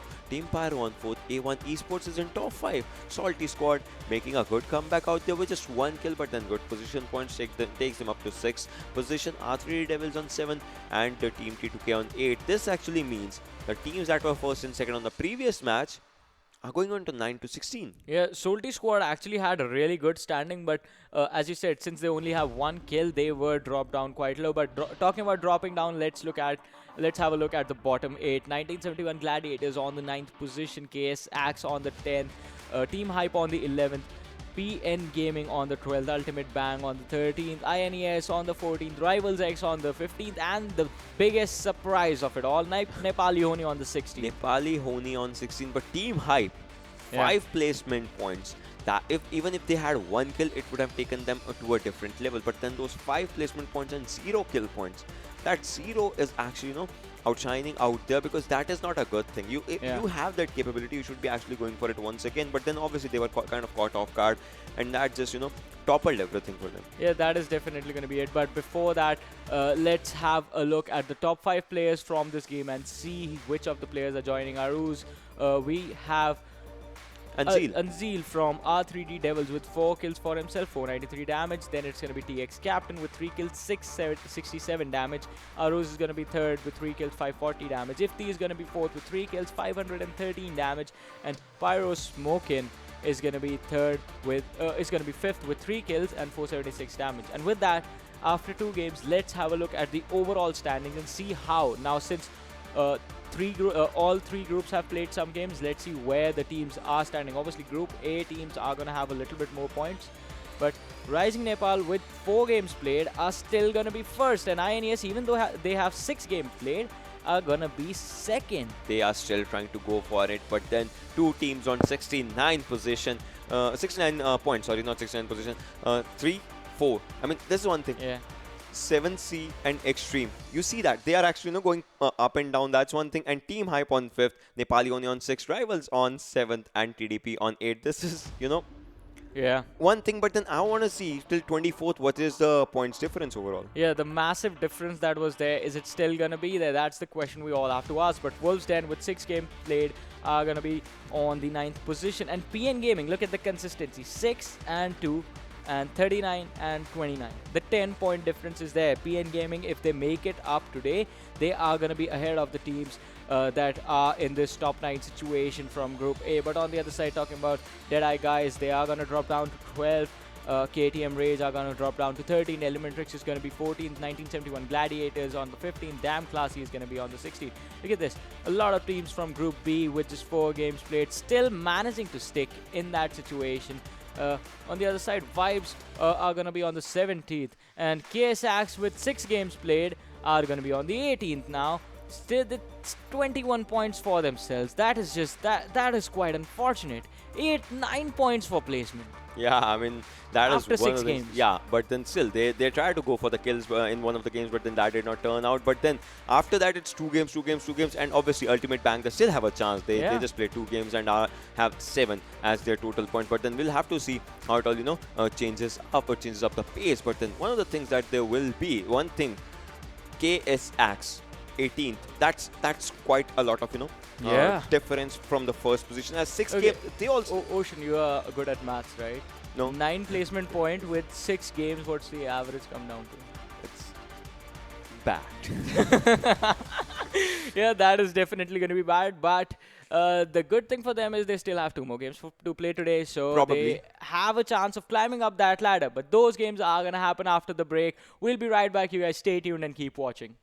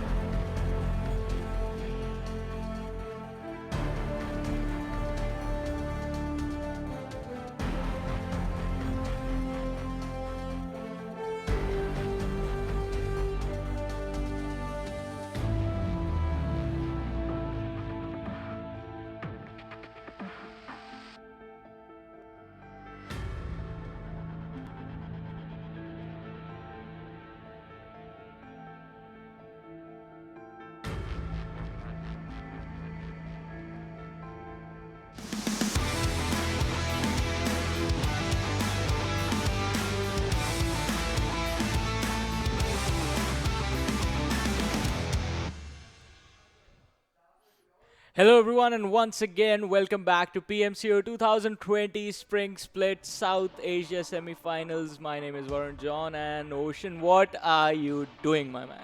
I was just trying to make a dramatic appearance for something, but okay. So hi everyone, welcome back to the third game of Miramar, and now don't copy me.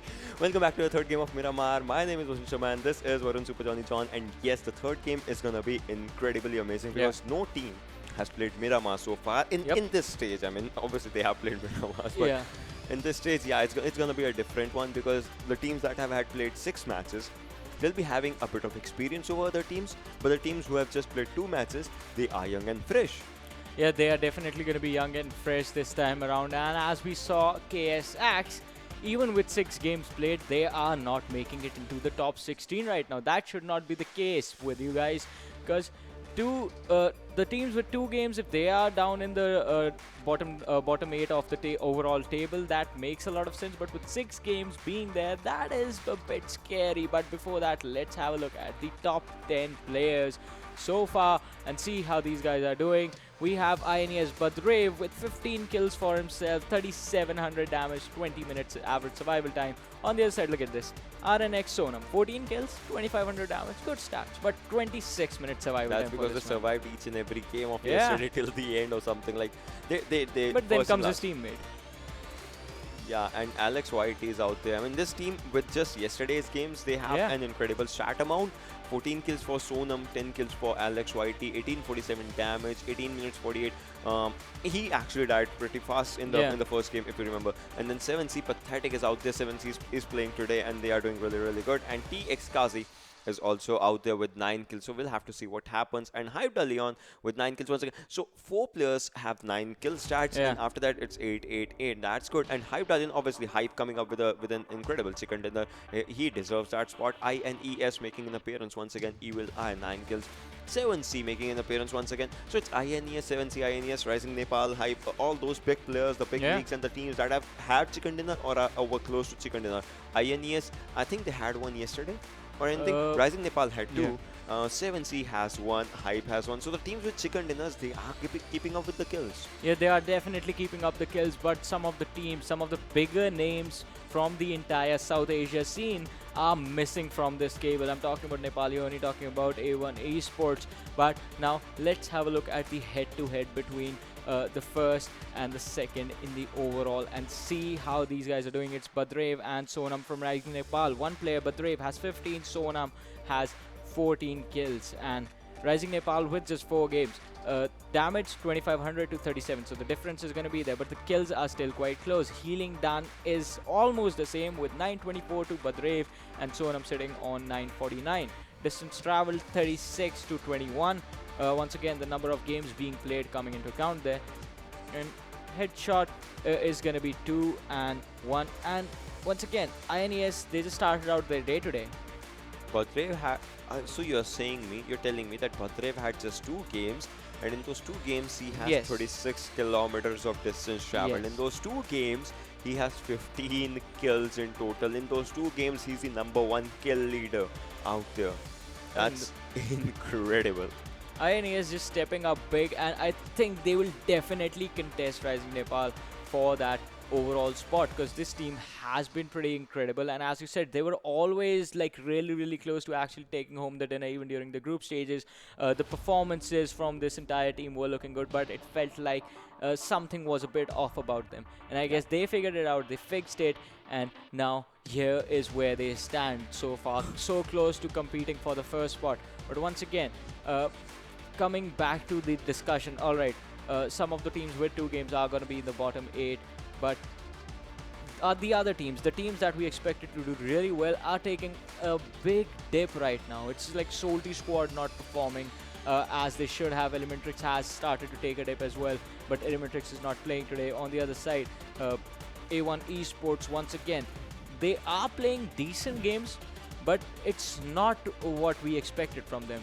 Yeah, I mean, it was kind of something. But then, if we have to talk about the previous games as well, I mean, Seven Seas, they just stood out, and then Yeah. Team Extreme that there was, they just stood out. So if anything, we'll be going to look at, we'll be watching the head-to-head with these two teams as well. I mean, one good thing, they are good in kills. Yeah. They both have equal amount of kills, but then the damage stats, if you're just looking, Extreme is about to hit that 7,000 mark, even if they just knock someone in Yeah. the next game. So that's one of the things. And 4838 for Team 7C. I mean, it's low, but it's still there. Yeah, it's definitely going to be there. And look at the healing these two teams have done. 2,900 to 3,200. Still quite close over there. And so you guys might be wondering, these stats look quite close. Where do these teams stand? They stand next to each other. They both have 69 points for themselves. I mean, yeah, and 2 headshots and 5 headshots for both the players. I mean, it's kind of that, topsy-turvy cup that they are going through. They are equivalent to each other. But then for how long? Yeah, for how long, in fact, because they are... One good thing I'm going to tell you, like, I just got a notification and your boy has completed 40,000 Instagram followers just right when we were in the break. That He also is a has- good stat. That also is a good stat. That also is a good stat. That So, also... yeah, the guy has 40,000. I need 5 more to make it 400. So please, it's like Warren Super Johnny John at I Super Johnny and Ocean Sharma at Ocean Sharma. Follow my guy. If you're going to follow him, follow me as well, please. Fun fact: his actual name is Ocean as well. That is pretty cool. Yeah, I can show you my Aadhaar card. No, but that please would don't. actually Yeah, be that personal information. has a we do terrible not want. photo. I did not know that Snapchat filters existed while I was going for the Aadhaar card shot or something. Talk about filters. One of the interesting thing that we are seeing was the filtering of actually players. Yeah. That was happening as well. So that sort of transitioned really well, and the word reminded me as to we were talking about the teams just laying out traps and just finishing off 1 or 2 players, whichever one they could spot out, and that was actually incredible. But it is risky. It is like a high risk, high reward situation, and All right. Yeah. One more thing. I would like to ask my audience as we do go for the Yeah. audience engagement. I have one question for you. You guys know a new update is coming like really soon, right? And that new update, it might. There are speculations Uzi might have a scope on it. It might have 94 Erangel might as well, 2.0. All those big things like Erangel 2.0, the full revamped Erangel version will be out there. Uzi will be having a scope. That means Uzi's range is gonna increase, but its damage is gonna be decreased by 1 point, and that means Uzi is gonna be equivalent to MP5K after that. MP5K in Weekendy and Uzi in Erangel. Yeah. So many stats differences are gonna come, and also Scar L is gonna be really good if you're using it aim assisted in the next update. So 6 times spray with Scar L is gonna be much more effective. I mean, the damage of Scar L is gonna be lesser than M4, but the 6 times spray of Scar L is gonna be much more effective with if we'll be comparing with M4. Yeah. So I wanna ask you guys, what actually you want in the next update of PUBG? What is your wish list? Which mode do you want? What thing do you want? Just comment it out there, and maybe if someone is watching out there, they might think of an idea. You might be giving up some amazing ideas. Like you might be wanting, no, we want planes in, no, not planes. But we want something amazing. We want an RPG in a classic match. Just imagine if an airdrop gives out, and a new airdrop gun is coming. That is DBS. It's a shotgun, and it will be in airdrop. So just comment out there what new thing do you want, and we are going to be focusing on the match as we are heading towards the third match of Miramar, Puerto Paraíso, La Cabrera, Torre Amuda, El Azahar, San Martin, Junkyard, Minas Generales, La Bendita, Los Leones, and Picado. Pretty good areas to land at. yeah, pretty good areas, and Asia the Piltron is going to be there as well. Water treatment plant is a weird place to be at in certain situations, but once again, I'm going to talk about safety. If you are planning to be safe, if you are planning to survive to the later situations, 10 bucks says the zone is gonna head towards Chumasera. Please do that. What do you think? I think by now you have a gambling problem, my man.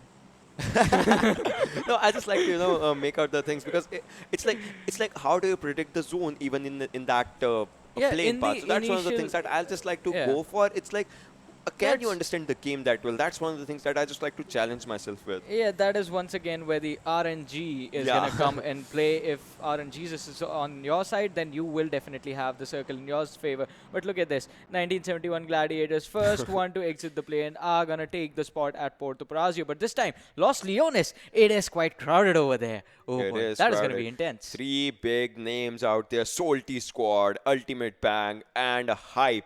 three big names out there in Los Leones, and PN is okay. Chumasera is out of the circle. I mean, okay, that's. Yeah. Thank you very much, PUBG Gods. You have been really kind towards me. And La Bandita, Los Generales, Junkyard, El Azhar, those are big names, those are big areas. Pecado, R3D is out there in Pecado in 1971, like you said, in Puerto Paraíso, making out the first exit. But obviously, they won't be wanting to have the first exit of the server. And 7C have gone for a weird split. Pathetic has headed towards the northern side, Torre, and on the other side, his teammates, they have to be really careful because they could get collapsed upon by the side of rivals and wolves. Oh man, why do I find that funny? Because look at this, TX Kazi, he is outside the circle, his teammate, TX Captain, is on water treatment, and the other two teammates are just on the southern side of, they are on Hacienda del Patron. Like, what even is this team thinking going in the splits? And that too at a high priority location. Yeah, it's kind of a thing that sometimes happens or sometimes does not happen and things like that. You just need to keep up the pace with the game and all those things. As of now, as a circle in Miramar, it's gonna be a slow pace, but then sometimes Miramar actually takes up a big fight as Pyro players are trying to spot T2K, but will that be enough or won't that be enough? That's one thing that we'll have to see. That we will definitely have to wait for that one. But on the other side, I think T2K, they are just going to try and get away from this one. Right now, Pyro are on the inner side of the circle. T2K, their car has taken a lot of damage. Do they have any guns for themselves? I don't think so. On the earlier stages, Pyro, they have the control of the compound. So one of the players, even if one guy has guns, T2K, all of them could actually be taken out. But now Chari, Hunter, Bolihang, they have gotten down from the car. Legend, he is trying to be a distraction from the side, making a lot of noise while he just drives around in a circle and is just going to go away from this entire situation. On the other side, Chari, Hunter, and Bolihang, they are going to run away on foot. But that is going to be tricky because now comes Smokin. He is on the other side of the ridge, but on the other side we have another player. Trevs was in the compounds, but now he's still sticking around, so just letting the players from squad number 17 get away quite safely. These guys are good guys. These guys are so far so good. I mean, if anything, but then we'll have to see. I mean, Pyro has a good ridge advantage out in this area, but then in the early stages, I don't think so. That's going to be a problem because in less than 30 seconds, some of them will have to find a new location in the zone, probably. And obviously, all the other players will also have to do that as the zone is about to commence in less than 30 seconds. And A1 Esports, INES, Bang, 7Cs as well. They kind of have to get into the zone. T2K also has to make a move for the zone. But then NHN and KS, the teams that engaged in the previous fight, they are ready for it once again in the Impala section.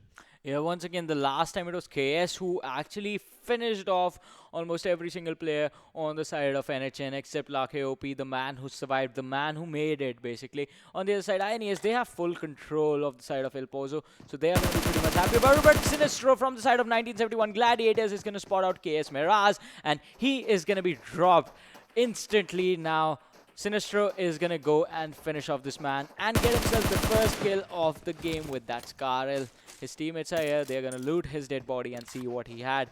KSX instantly losing their first player within the first 5 minutes of the game. They are not going to be happy is having a bad run right now overall, and they just don't want to continue that bad run. So right now, KS Sanhok and Godfather, they're going to take this van and just going to move away from this area, obviously trying to find a much safer spot if they do it, but I don't think so that luck is going to be in their favor because if they just, FT's out there, right? If they just take FT and just move to another spot, they'll just have to worry about and think that they should not be finding someone else as their opponent, someone else as a secondary player. If that thing happens, let's see what happens in all of this. T2K Shari, on the other hand, just barely not barely, he's solely surviving as of now on the underside, and then Pyro Trev ES also out there on the ridge area, still in that ridge area, still in that particular position, that particular point. Let's see what happens as the fight commences. And NHN, well, let's see what NHN actually goes for it. Yeah, so I asked you, they played 6 games, they have 9 points, that's like 1.5 point per game. I mean, yeah. Yeah, so that is not looking too good for the side of KS Axe. They have to pump up, they have to step on that pedal and try and grind it out in here. Otherwise, this entire semifinals is not going to go in their favor. On the other side, we have INES just taking control of an entire city for themselves. Now KS just move on towards the edge of the entire island, and they're just trying to hide in just one or two buildings for themselves. That can work out in their favor, but once again they have to be careful, because if they engage in a fight in that situation, they are pretty much cornered now, because they don't have anywhere to fall back from or fall back on. They don't have that many disengaging options. The only option they will have for themselves is going to be to fight it out and try and survive. But now, talking about surviving, we have the squad from the side of Hype. They are going to make it into the zone, and they are going to be safe in the play zone now, looking for a place to camp, looking for a place to hide it out till the next circle is formed and they know where they are supposed to head. When first game was a good one for them, the second game was quite bad for them, but then they are ready for the third game. And will that third game be the game changing for them? That's one thing we'll have to see. And Pyro once again is trying to make the move. Pyro ES really close to T2K Shari. Let's see what happens, and let's see how the movements actually take place, as we shall be moving towards the circle area, towards the zone area, and towards all of the areas. But right now, Myth ES, if not spotted, his sixth sense knows that there is a player out there, as he has heard the footsteps, and now he'll be clearly watching those footmarks. T2K Shari in that building, picks up an AKM and M4 in his hand. Another player might go down. Pyramid ES, he is trying to spot a location or a good area where his nade will be the most valuable one, but I don't think so as of now. If anything, he can just rush, because as of now his opponent T2K Shari will be kind of deaf with that grenade sound. A grenade does a damage that can deafen you in a 15 meters radius for 3 seconds.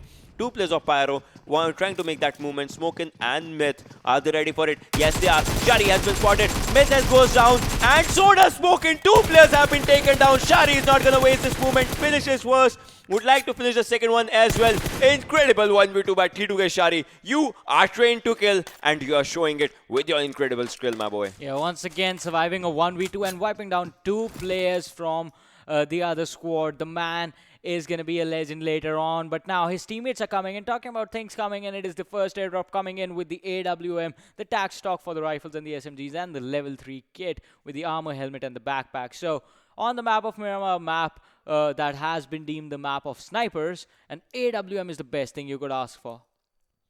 Totally. I mean, no, that was a pro play, and look at this, the circle shifting, and circle is supporting PN Gaming, Nepali Ho Ni, KS, and obviously rivals. But then look at this thing, Hype is also in the middle, and the airdrop was also coming out in that area, and each and every other team has to rotate inside the circle. If anything, if players are not giving enough response to the circle, I think we can actually just see players trying out of the blue zone as well. But then look at this, A1 Esports is outside the circle, Wolves and INES 7C Ultimate Bang, these squads are still taking a fight with the circle. Yeah, 5 teams in the blue zone right now. It is going to be up to them to make the rotations and fall back in. A1 Esports, Kapshi actually makes it in first for his team, but on the other side, T2K, they are still engaged with the side of Pyro. Pyro still surviving with 2 people. Trev is there, Yama is there, but on the other side, Hunter, Chari, and Legend, they are going to go in for this hunt. And if you remember, Pyro was the team that chased them out of that high ground complex that they were in earlier on. So T2K, in a sense, this is going to be their revenge situation. All right, we took control of that area. That was our place. How dare you come in? But now Yama and Trev, both of them being spotted. Hunter with that 3x on that M4 is going to dish out some damage, dropping Yama down to 40% health. On the other side, Trev, he's on the first floor. He's close to a window, looking to peek on Hunter. Yama, he is left with nowhere to run, but Lake is going to go blow up the players from the side of PN, and Blend is going to be taken down. The nades being thrown, they fall a bit short right outside the building, and that is not going to do anything for the side of Pyro. The smoke being popped on the roof, Yama is looking for a way to get out of there and make it to the stairs from where he can run down and from where he can run away. And Pyro Yama ES is also, just situated at the top of that building. He's just lying down, just snaking out with that smoke's help.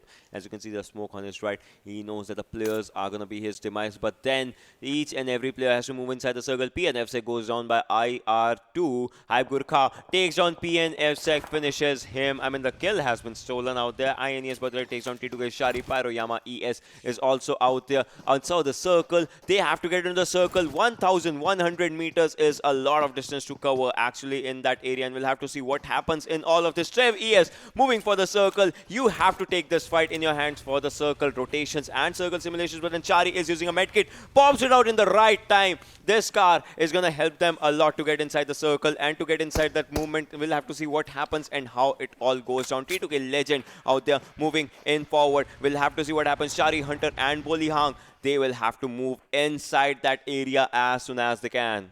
Yeah, they will definitely have to make that rotation, but KS, they have to be careful as well because they had squad number 19 pass behind them. If they actually fire a shot, if they make a move, they are going to be hurt. But on the other side, Wolves, they are going to be stuck between a rock and a hard place, quite literally. Ironic is going to try and ride it out of here. But on the other side, A1 Esports is right in front of him. Look at this, T2K outside the zone. INES, they just have Machine outside the zone, and he has to be careful so as to not take any damage from the players from the side of T2K. But Pyro, they are stuck in an even worse situation, and Wolves Ironic is going to be taken down by the players from A1 Esports. Dictator is going to be blown up as well, and Dante is going to finish off Ironic. Newt, he is coming with the buggy, and 6ix9ine is going to try, is just going to turn his van around.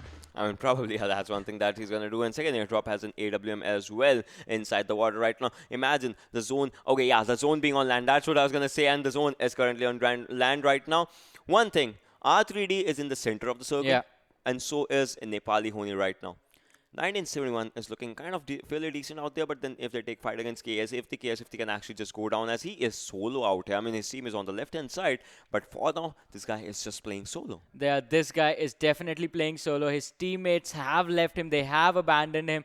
But once again, they have to be really careful. 1971 Gladiators, they are in the far off distance. You can see their names on the other mountain. But now T2K Legend, they have the high ground against Wolves, 6ix9ine and Newt, the only two players surviving. But using that buggy, using that van is going to make a lot of noise. And if they actually go in towards the players from the side of T2K, they are going to be spotted out. They are going to be finished off.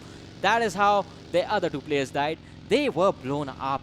So you do not want the entire team to suffer basically the same demise. But now, talking about suffering same demise, is Team Pyro and Ultimate Bang still taking a lot of damage from the blue zone. Pyro surviving with just two players, but PN Mafia, he is gonna spot out Team Xtreme, but Xtreme is he is getting pretty fast. Yeah, but Salty AJ goes down by 1971 Ryan, so Salty is kind of about to lose on one player. All other players are just trying to move inside the circle as easy as they can. In 1971, they can just blast this car if they want to. The kill is theirs. It's just present out there for them. So we'll have to see what happens. Salty Rusin, Salty Nima, as you guys can see, they are trying to find a good spot and can spot. 1971 can be spotted from Salty's location right now, as Salty Xtreme, he's just lying out there, but I think he will be spotted once again. Xtreme, one more shot, one single shot. If he just goes for it, AJ will be finished, and Science is moving forward. He knows that that guy is low on health. Xtreme will go down by Sallu Whitey. He has a kill in his hands right now, and Salty once again falling short. Yeah, once again falling a bit short. Xtreme, he's going to be finished off by the players from the side of 1971 Gladiators. And then 1971 Gladiators, they will try and move on. But on the other side, A1 Esports, they are going to move in and they are going to try and lose this life. 3 players have already been knocked down. Dante is the only man surviving, and the players knocked down were knocked out in the open. Pyro, with just 2 players surviving, they will be able to get these kills, and Dante is going to be forced to run away, but Sinister is still standing. Sinister was finished off. Dante is the only man left standing, and even he does not have that much health. He's sitting at about 30% health for himself. Stranger was trying to move in, but he's going to be finished off. On the other side, Kapshi is slowly crawling down that ridge. Dante heals up to 75% health, but can he go for the revive? Can he make this from a 1v2 to a 2v2 and then take this fight? Here comes the blue zone. You have to be careful, my friend. If this collapses in on Kapshi, he is going to be a dead man. And on the other side, Dante is just going to leave Kapshi to die, and he is going to get away. But the next zone is going to be on the southern side of Junkyard. Kapshi, he is slowly going to die. The play zone is actually eating them alive. Pyro Treves also goes down, and Team Pyro gets eliminated on 16 spot. Yama ES, as they just go down, and another airdrop coming up, and KS Axe with the bitter run are still actually really losing players fast, and they also get eliminated on 15. Look at those cars. Look at the cars junk that is actually going out there, and R3 Private just trying to spot them if he can. Because if he does, Hype Squad will be in danger. Hype was going for an airdrop, I think, but then they'll have to take the higher road right now as R3D is ready for the fight. They are ready for it. Schulte Rusin also goes down by NHN. Evil Eye with that Miramar's AWM takes on Bang LDT. I mean, Miramar, AWM. It's a good love story, to be honest. Yeah, it's a good love story if you are the guy with the AWM. It's a horror story if you are the one facing the battle, basically. If your head is seen by the others. Yeah. On the other side, Nima is going to be stuck in a really bad situation because his two teammates were taken down. Rusin has been knocked out, and 7C is right across from him. So he has to be really careful this time. And on the other side, Gurkha is just going to blow up R3D's IR2, and that is just going to be spelling trouble for the entire team. But now, Team Xtreme, they are moving on top of this mountain, are going to get a high ground. We have seen what teams can do with high ground. We're talking about Solti Squad. They are not going to do anything because they are going to take an exit at the 14th position. On the other side, R3D, they have lost one player, but now Hype is going to level the playing field, literally level the ground with them. And now they are looking to fight these three players right in front of them, taking down one early. IR2 was the one, but a nade is going to pop up. And Gurkha is going to be taken down. SK49, Prototype, the two-men left standing. The good thing for them is the ridge that's there, but another grenade being thrown is going to miss its mark. But Kagura is not stopping. He has a lot of thrown utility, but the second one is going to miss its marks as well. And they have to be careful, because if you waste all these grenades, if you waste all these smokes, you are going to be left with nothing for the later stages of the game.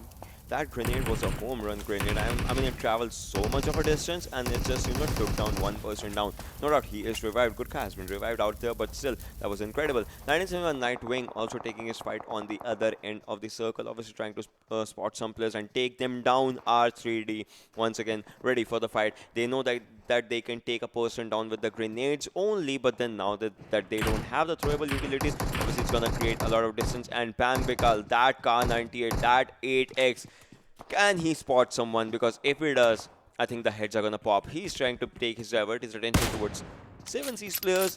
First shot kind of missed it, but then will the second shot be a charm, or will he actually have to try a bit more hard on this one? We'll have to see. But then Bang Bikal, he's just trying to spot some players randomly if he finds it. But trial and error, I think obviously he would like to do some damage to his opponents. R3D Private, he is trying to go forward or not. I think he's just trying to stay out in the cover. And 1971 versus Rivals.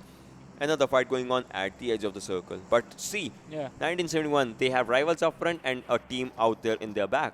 Yeah, they have to be really careful about this. And it is Nepali Ho Ni on the backs. Are they engaging in on the players from the 1971? We will see when we focus it on their team. But look at this. INES, they are in the circle. PN Gaming is in the circle. Hype is quite close, but they have to disengage the fight from the side of R3D before they actually try and move in. But on the other side, R3D, they focus their attention on towards the side of 1971 Gladiator. Sinistro has been spotted, but the shot was not fired. R3D, they are still being careful because you want to fight just one team at a time. Gole was spotted by the players from the side of R3D. He's going to be dropped. He's going to be taken out.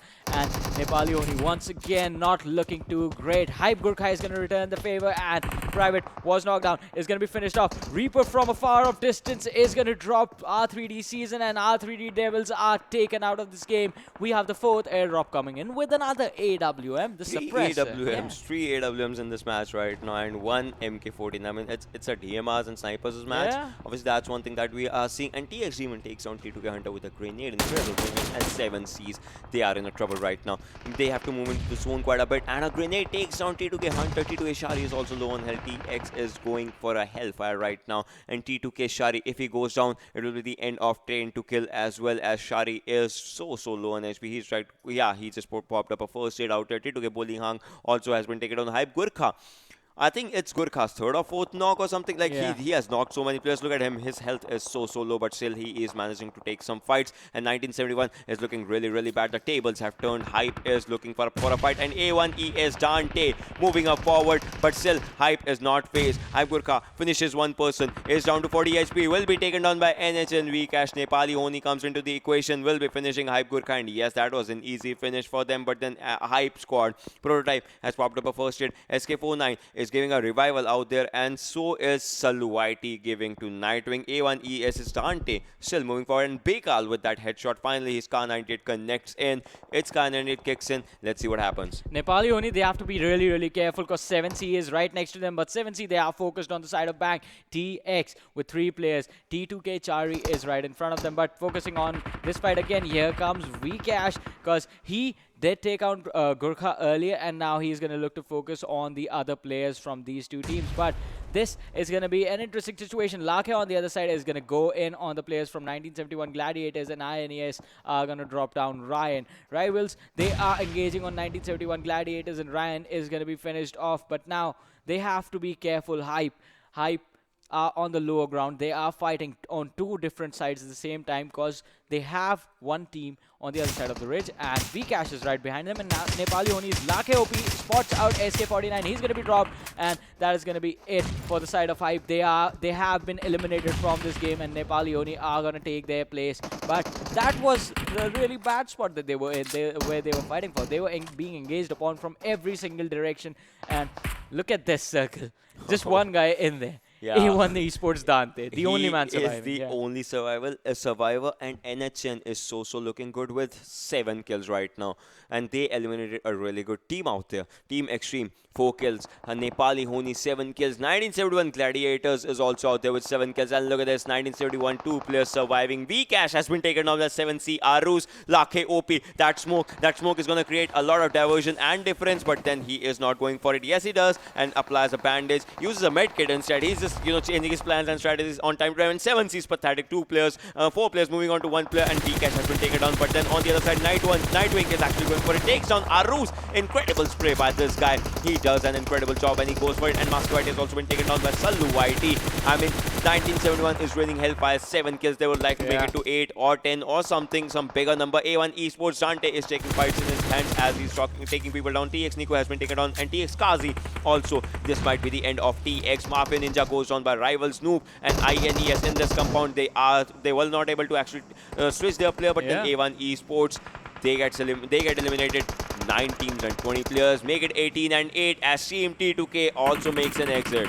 Yeah, Dante dropped a lot of bodies before he was taken out by INES. The man was on a killing spree, but now Lakhe OP is going to look to spot the players from the side of 1971 Gladiators on that high ground. He has spotted them. Lakhe is the only man surviving for his team, so he has to be careful, and this is going to be a battle literally to be the king of the hill. Whoever is on the top of the mountain will have a huge advantage in these fights. 7C, they are left with 1 player as well. Hades the only man surviving, and Nightwing is going to spot out Rival Slayer. He's going to be knocked down. He's going to be finished off by TX Captain. But whoa, it was 1971 Gladiators, but now Nightwing focuses on the other 2 players. Noob was spotted, but taking some damage in return for knocking him. Trigger, he has to be careful because Anish is hiding right behind him. 1971 Gladiators, they do have the high ground, but they are going to be at a disadvantage if they do not take out Anish from the side of PN Gaming. But on the other side, we are seeing bodies being dropped by the players from the side of 7C, and that was a jump shot coming in from Bang YCL. He takes a lot of damage, but he ends up being the cause for the elimination of the team 7C, and Lakhe is going to be taken out. Nepali Ho Ni, bye-bye from this game. We are down to the top 6 teams, 12 people alive. Bang squad is currently at the edge of the circle. They are going to be contested out there, and Team Xtreme is looking really at a bad spot as they are at the other edge of the circle. Ultimate Bang goes out on the 6th spot. 5 teams remaining, 10 people surviving in this barren area of Miramar. Let's see what happens as Junkyard becomes a playing field for the chicken dinner between the teams. P and Anish is out there surviving for PN Gaming for his team alongside rivals is Noob and Trigger. Trigger has been shot a bit. Trigger has been shot a lot, and Trigger has been down by TX Demon. It's down to rivals Noob, the only survivor. But on the other hand, INES is also looking up for a fight. 1971 Saluwaiti trying to spot some players. Will he be able to spot TX's other players as Captain and Demon trying to make a rush, trying to make a move. First shot hits, second shot hits. bullets does not connect him, but connects the buggy. But right now, TX is captain. Just lie down. Yes, that is good. That is good out there. But then a smoke comes out to him. A pan was actually interrupting, but not anymore as TX goes out of the server.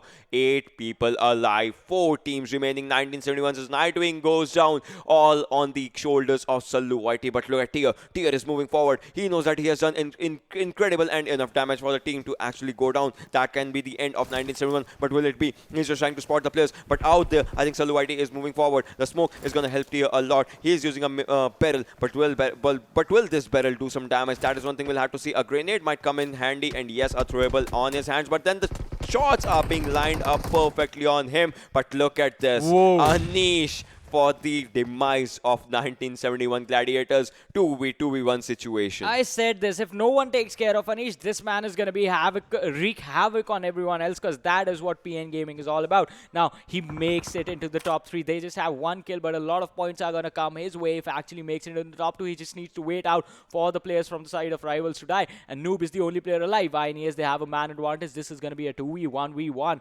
INES versus rivals versus Manish. Now, they have the high ground. As I said, it is going to be a king of the hill battle, and INES are on the top. A nade being thrown towards the side of rivals. Noob isn't going to connect. Noob, he might die. Oh, a lot of damage being done. Noob's dropped down to 50% health, but he trades the damage with Anish. Anish is looking to close the gap. The car is still there. If he actually blows it up, that is going to be it for the side of Noob. But both the players are healing up. INES, they are looking to close out this game as fast as they can. But the throwables coming in for being focused towards Noob, but that was just a Molotov. Falling a bit short is not going to do that much. But now, Badrev and Tia, they are going charging in down the mountain. Noob being spotted. Noob taking damage. Noob is going to be taken out. Now it's going to be a 2v1. Anish versus Tia and Badrev. Who is going to win this? Anish knows the location as he has seen the heads and they have seen the legs of Anish. This is going to be really, really bad. Look at them. Look at them. They are just trying to spot on that direction. The frogman movement coming in handy by INES Badrev. And that was an incredible movement out there. But then I think they are going to flank. Tia can go from one direction and Badrev will try to spot and shoot on him. And that is going to be one thing that is going to make this difficult for Anish. Does he have smokes? He has 2 kills and his team has 2 kills right now. That is one thing for P and Anish. If he clutches it, then his team will be having 4 kills and 4 kills will be all for him.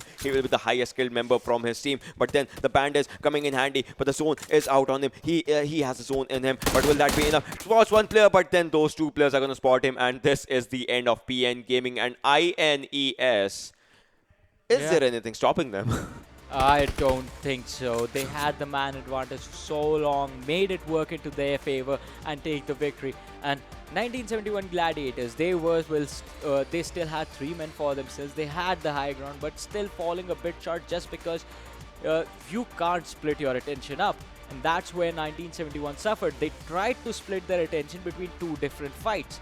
And the moment you try and do that is the moment you lose the damage between your entire team, because 4 people shooting at one target is definitely going to dish out a lot more damage than just one guy shooting at a target. I mean, yeah, and some things went good, some things went bad, as Nepali Ho Ni tried to make a really good comeback. They had a lot of kills for them, and the Salty squad also tried to go for a bit of kills, a bit of numbers that they wanted to crunch. But then, you know, some things just went downhill. In Miramar, it's like, if you talk about maps like Sanhok, they are fairly closed. There's this grass all around, but in Miramar it's just open area, so you cannot, you can spray on someone, but you'll have to be aware of 360 degrees surroundings. Some people from the other directions can also spray on you, and that is the thing where players saw that exact thing happen to Hype, a team that was fighting a squad in front of them, but they did not take into account, as I talked about this earlier as well. Before you engage into a fight, you need to make sure that your back is clear. Yeah. And even during the fight, you need to keep checking again and again.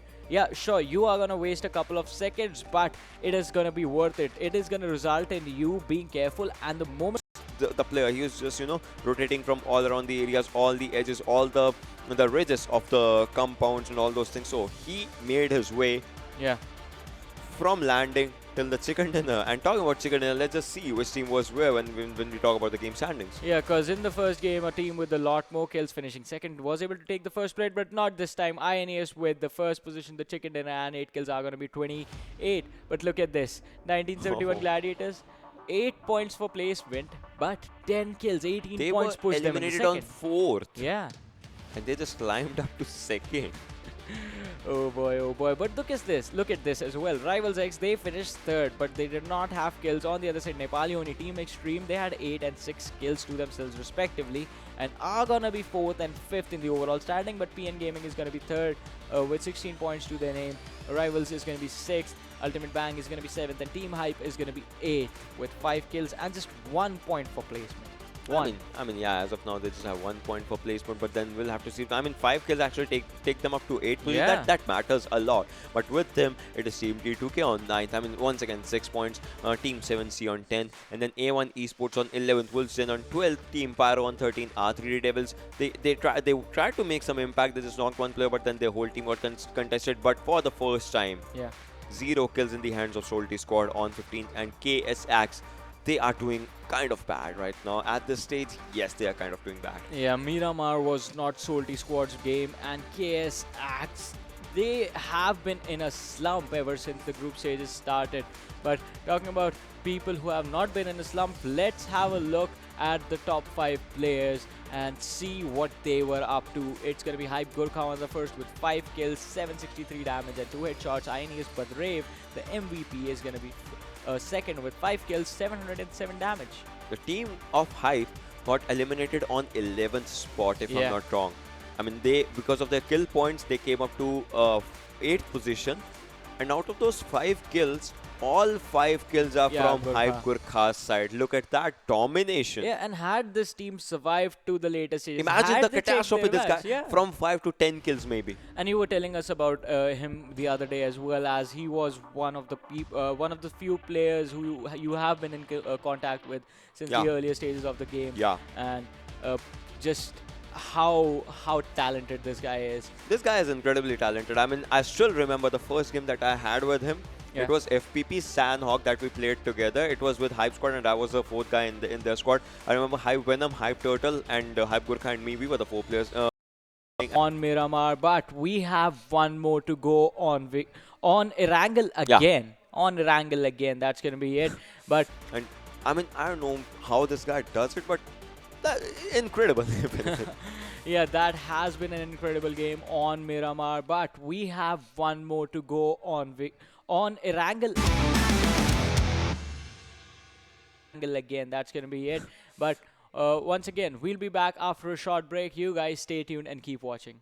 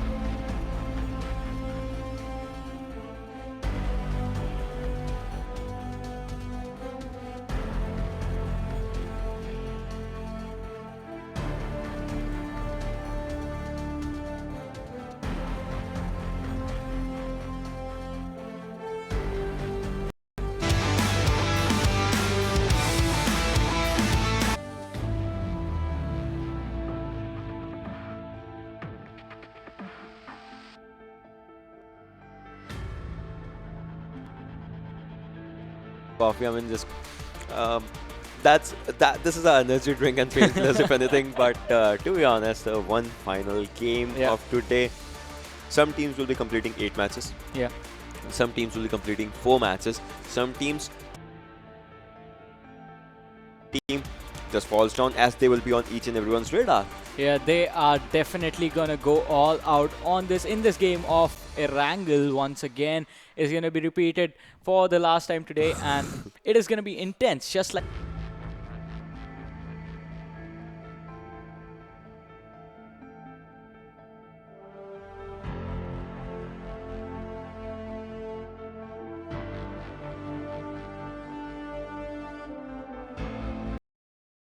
Sunday. Today, in fact, is Friday.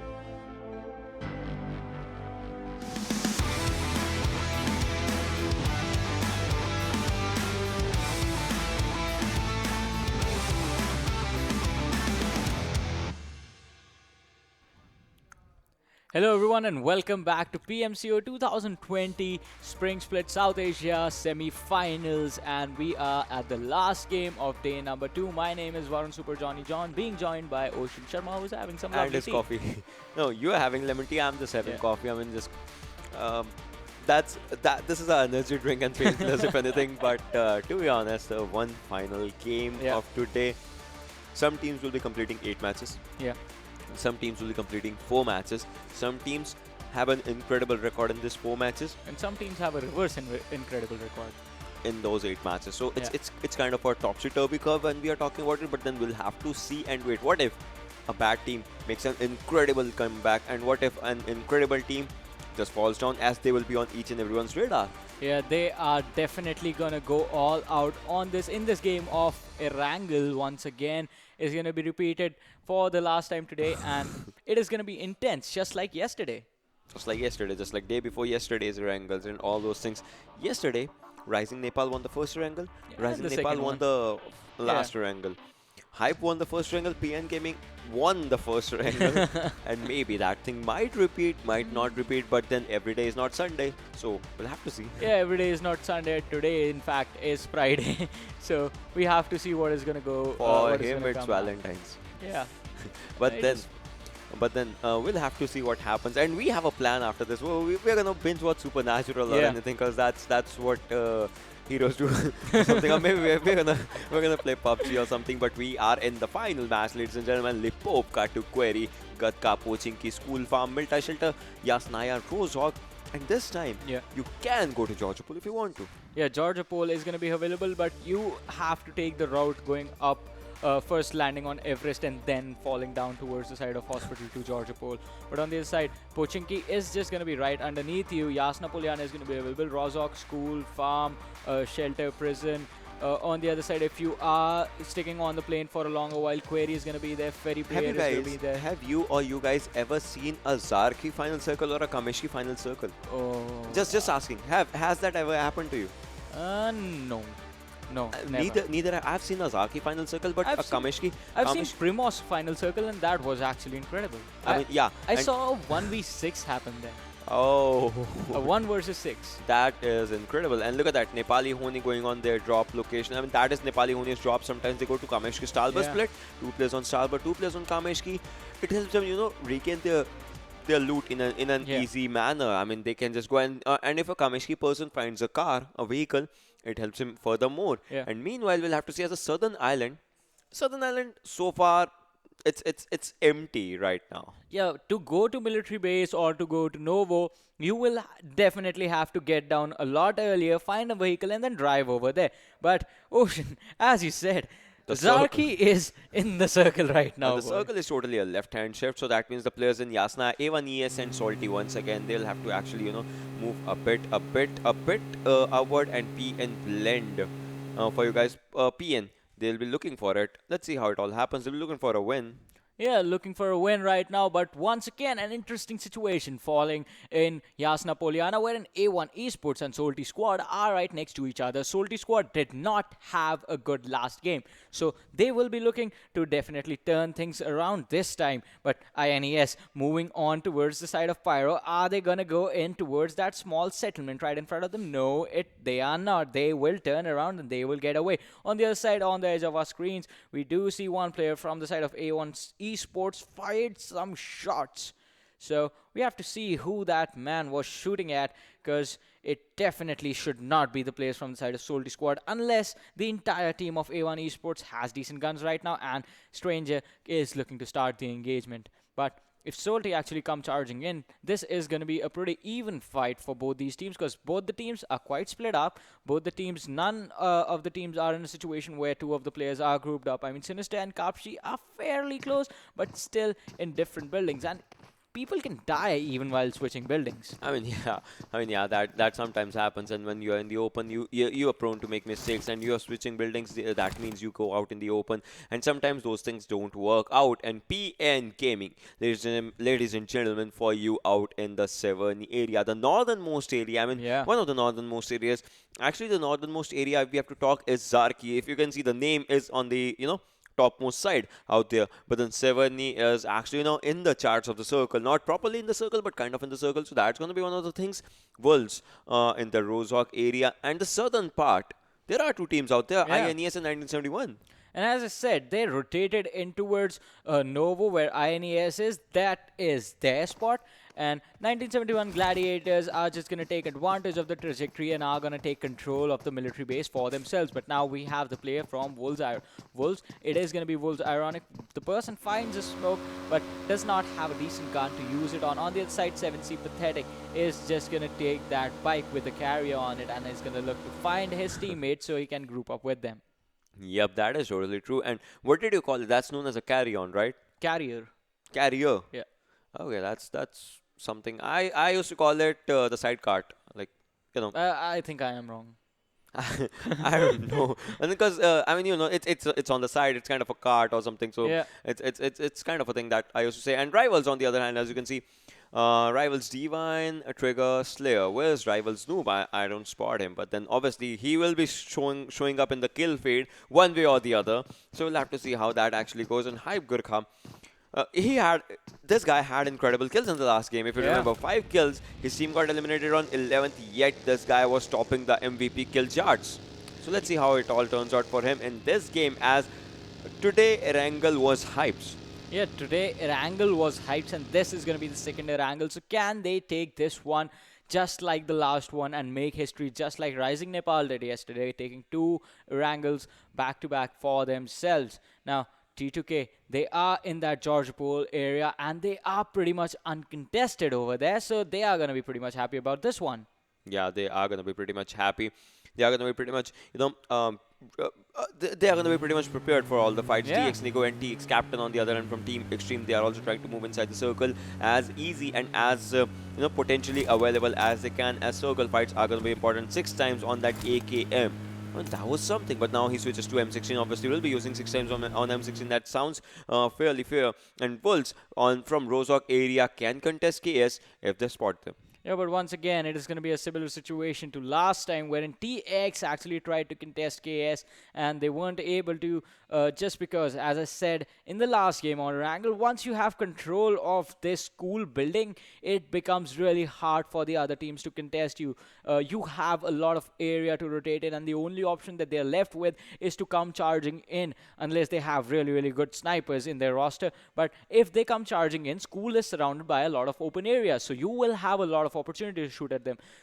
In those scenarios, if you have control of school, you are not contested early on, then the only option someone coming in towards your direction is going to be to avoid you. And you can exploit that a lot if you're in circle. You can camp there for as long as you want to, until you are forced to move by the zone, or you're forced to evacuate if someone actually knocks down or takes some of your players out.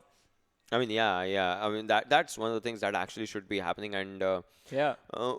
It's all about the zone, right? Like we were talking about in the first game also. You play it against the zone, you play it with the zone, you play it for the zone and for your team to get that chicken dinner to your team. And as of now, once again, about to be 7 minutes into the game, players are still, they are fighting the circle, and isn't for the first time making a late entry into the zone. This is quite surprising for me, but then still all 64 players intact, 16 teams intact.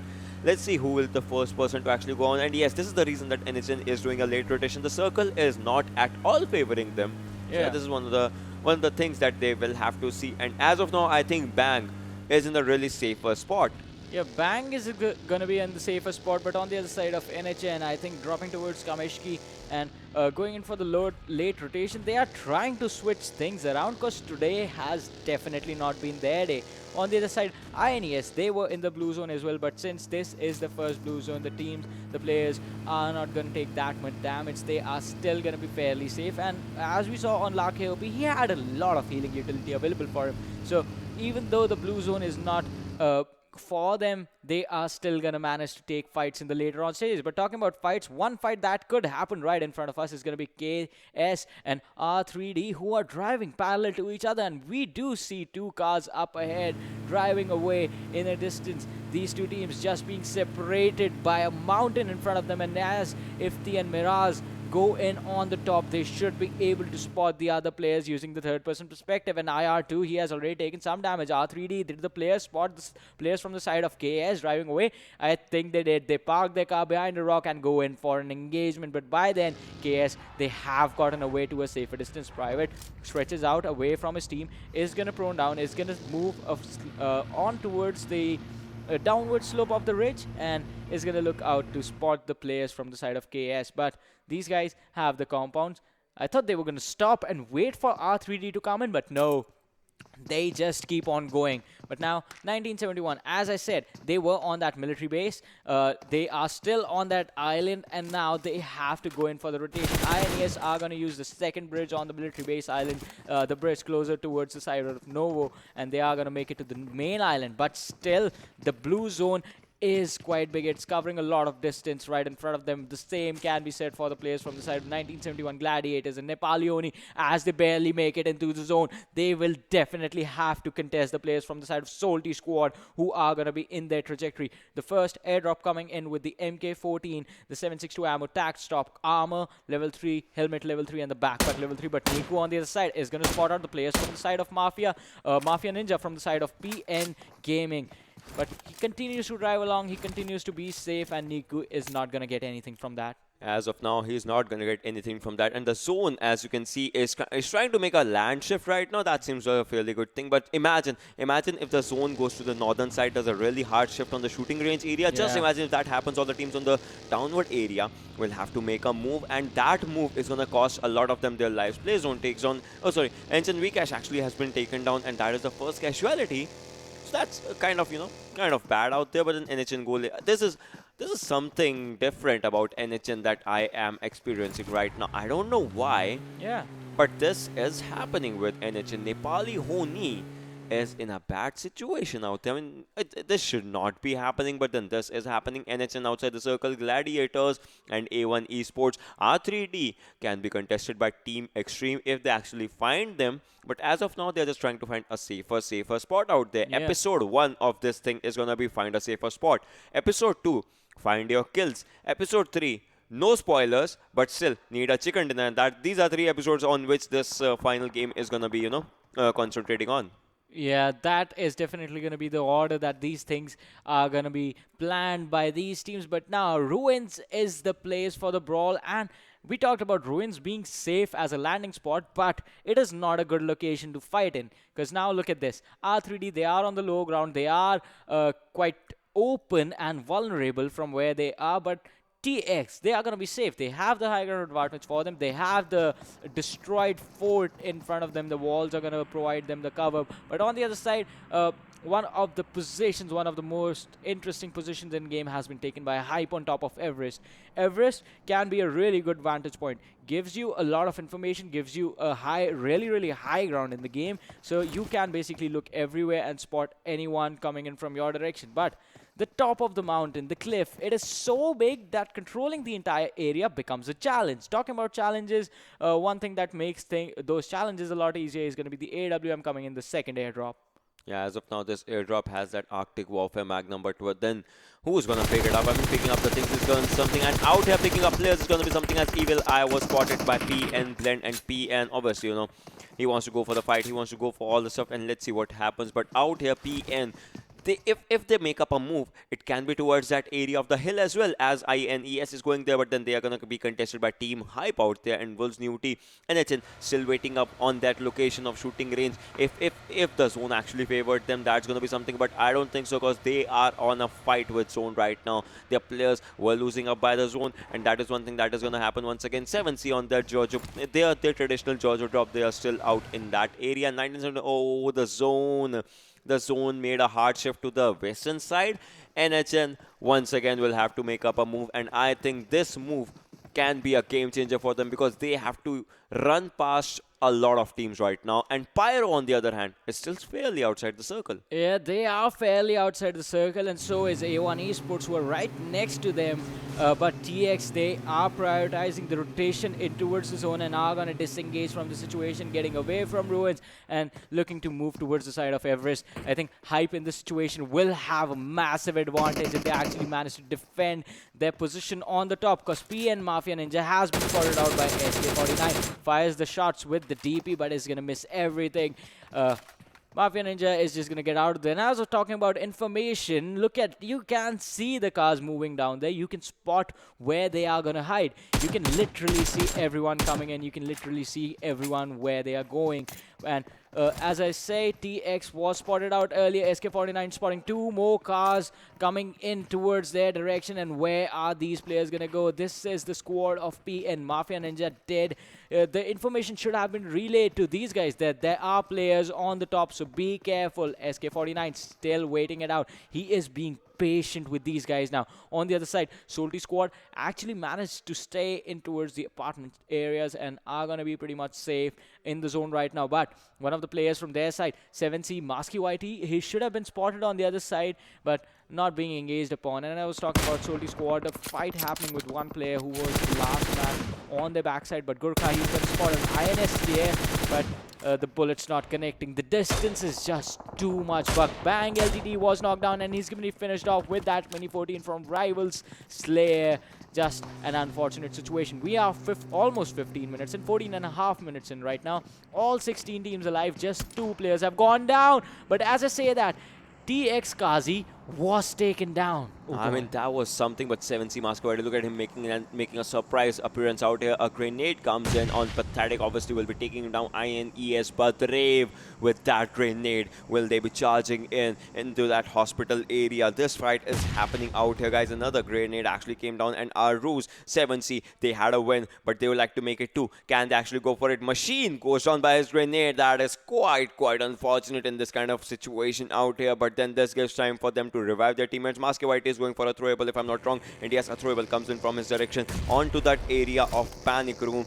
I don't think so it's going to make enough damage, but then look at this. Hades and Masky Whitey moving in forward. Trigger takes on A1 ES Kapshin. Masky Whitey has surrounded the area, and this is going to be really bad, but the grenade by Patrave takes on Masky Whitey unknowingly. That grenade was put out there, and Patrev, he has spotted him, and Hades will this 3v4 fight do some damage. But the Masky Whitey, he is slowly and steadily going out. Hades comes up with the cover fire, but then look at that car. The car has gone down. Hades is down to 30 HP. Aruz is moving forward. Pathetic is sitting out in his location. Pathetic is out there, but then Aruz will have to give cover fire to his teammates if he can. Tier and Machine are back to that house. Patrev outside the house trying to take that TPP, the desperation TPP, the killing TPP, if that can happen. Patrev once again moving forward. Bang YCL takes on A1 ES Stranger. A1 ES in a bad spot right now, as Stranger will be taken off. He will be picked off out there, but then Badrev out here. an MVP player, a player who has that in him. Will he be able to wipe out an entire squad out here of 7Cs, or will INES fall down as Badre was being shot a bit, and even Esports obviously gets eliminated on the 16th spot, but they smoke. I think the smoke is going to help 7Cs move backward, but then Hades has been picked up by a machine with that M4. Will it be the time? Look at Tier. Look at Tier. He is doing that Spider-Man start out there. He is on the top of the building. Will this help him or not? That is going to be one thing. And Badrev is moving his vehicle out there. Are they going for a distraction? Is this a good distraction? Because if this is a genius move by Badrev, a really genius move by Badrev, and Tier, he is looking forward to take out some kills, to take out some persons if a person shows his head. And I think this can be Tier's game. This can be INES's game. Heads have been picked up. He saw one player, but then he was late to take up a shot on him. Yeah, Badrev, he is going for the flank now. INES, they have to be careful. A lot of jump-ins coming in. Tier can change this entire situation for this side. But a lot of teams did pass these guys by. And KS, they have turned around. They can take the high ground and come in and collapse on these two. Tier cooking up that nade is going to aim it in that small window. And did it go in? We still have to see if one of the players was knocked down. I don't think so. But on the other side, Badrev once again with the flank. The smokes being popped are going to allow the players from the side of 7C to make it towards their teammates. Hades does get knocked out in the process by Badrev, but now his position has been given away as well. But they have to be careful. Hades is definitely going to get a revive, but the kill feed is being lit with the players from the side of Pyro being taken down. 6-9 is going to drop one more player, and Ultimate Bang is going to be the second team that goes out of this game. 1971 Gladiators once again engaging on the players from the side of Pyro, and Tier with that nade is going to be able to knock down Hades from the side of 7Cs. But moving over, we have T2K Boli Hang with that Kar 98 is going to try and dish out as much damage as he can from these warehouses.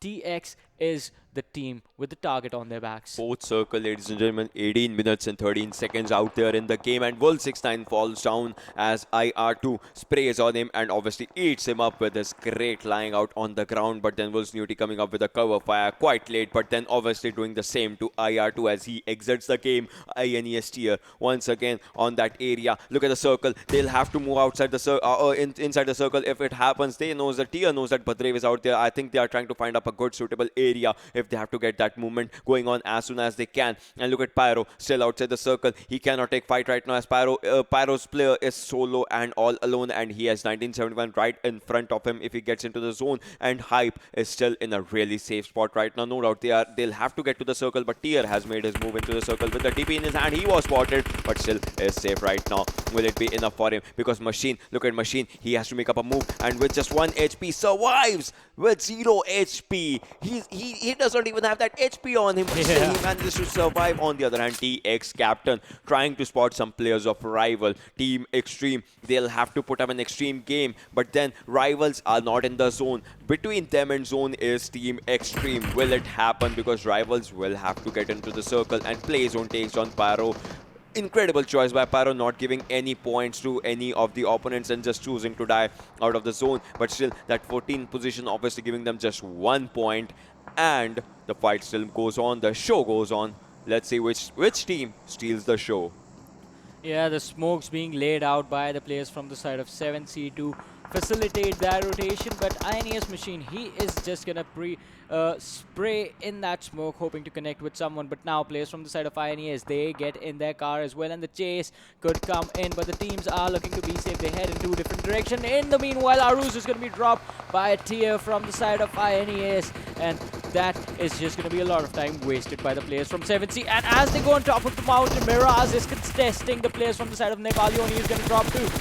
Reaper is gonna go down, Lanka is gonna go down, and on the other side, Gole was the man left standing.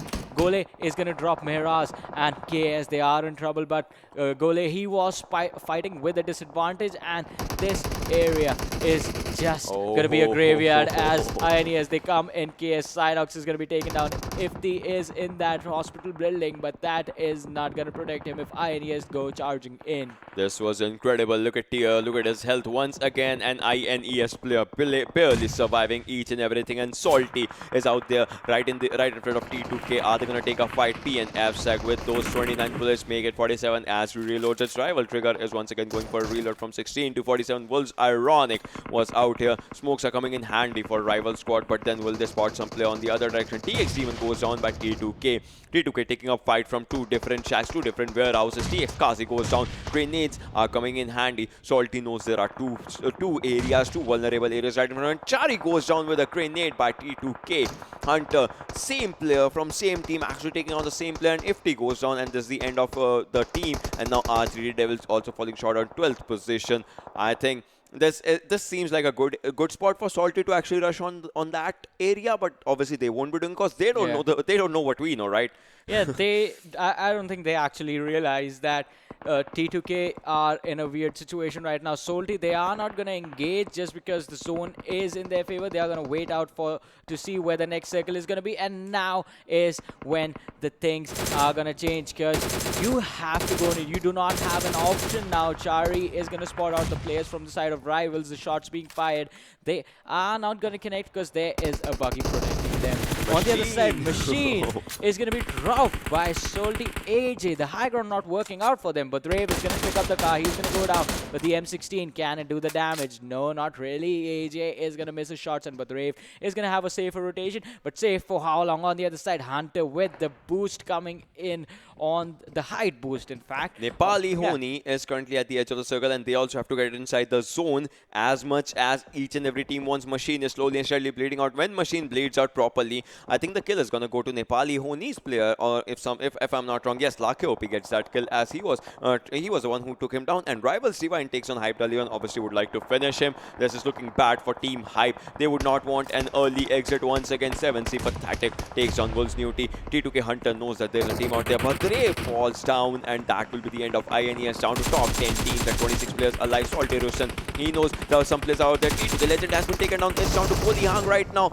Shots on left, shots on right, shots in the center. This left-right center fight going on, and I think Salty Russian will actually take him down. Poli Hang also falls down. T2K is down to one player surviving right now, as another also needs a revival, but 1971 Gladiators falling down. Look at that. Hunter is reviving one player from T2K. That can be really, really bad for the demise of T2K, as they can actually make out an early exit. And the 6th circle coming up. NHN outside the zone. Rest assured, now they are in the zone, and each and every team are trying to make that impact. But NHN Lake OP, the solo survivor, 7C Maske YT, is bleeding out and will be picked off by Wolves Ironic. Yeah, this is going to be a fight out in the open, and having control of these warehouses is going to prove really important. A drop right coming in the center of this entire situation is just going to make things a little bit more interesting. TX Captain with that M16 is going to look out to spot players out in the open, as I said, in the open pasture right next to him, but he has to be careful. The car was blown up, and as we're talking about the drop, it is going to have the Groza and the level 3 kit. Team 7C taking exit from this game, but Captain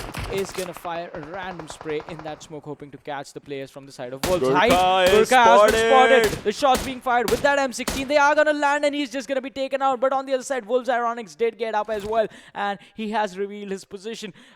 Right across the ridge, right in the tip, are the players from the side of PN, so he has to be careful. But on the other side, Gole is separated from his captain, Lake OP, and TX Captain, he spots out the players from the side of Salty Squad. Can he drop them? Chari is going to take out Rusin, and Chari is going to drop Xtreme. Team T2K being taken out. Hunter is going to be taken out. Chari is going to be taken out, and that is going to be it. T2K being wiped out by the players from the side of Salty Squad, but Xtreme is going to go down to the play zone, and Gole was taken down as well. That leaves Lake OP, the only man left for the side of Nepali Ho Ni.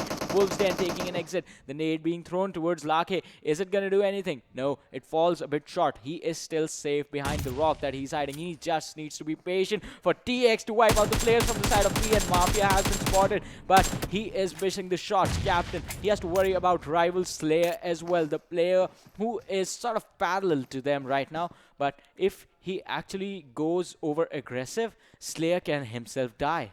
Demon is low on health right now, slowly and steadily bleeding out. That's going to be bad for them. But look at Lake, the sole survivor from Nepali Ho Ni.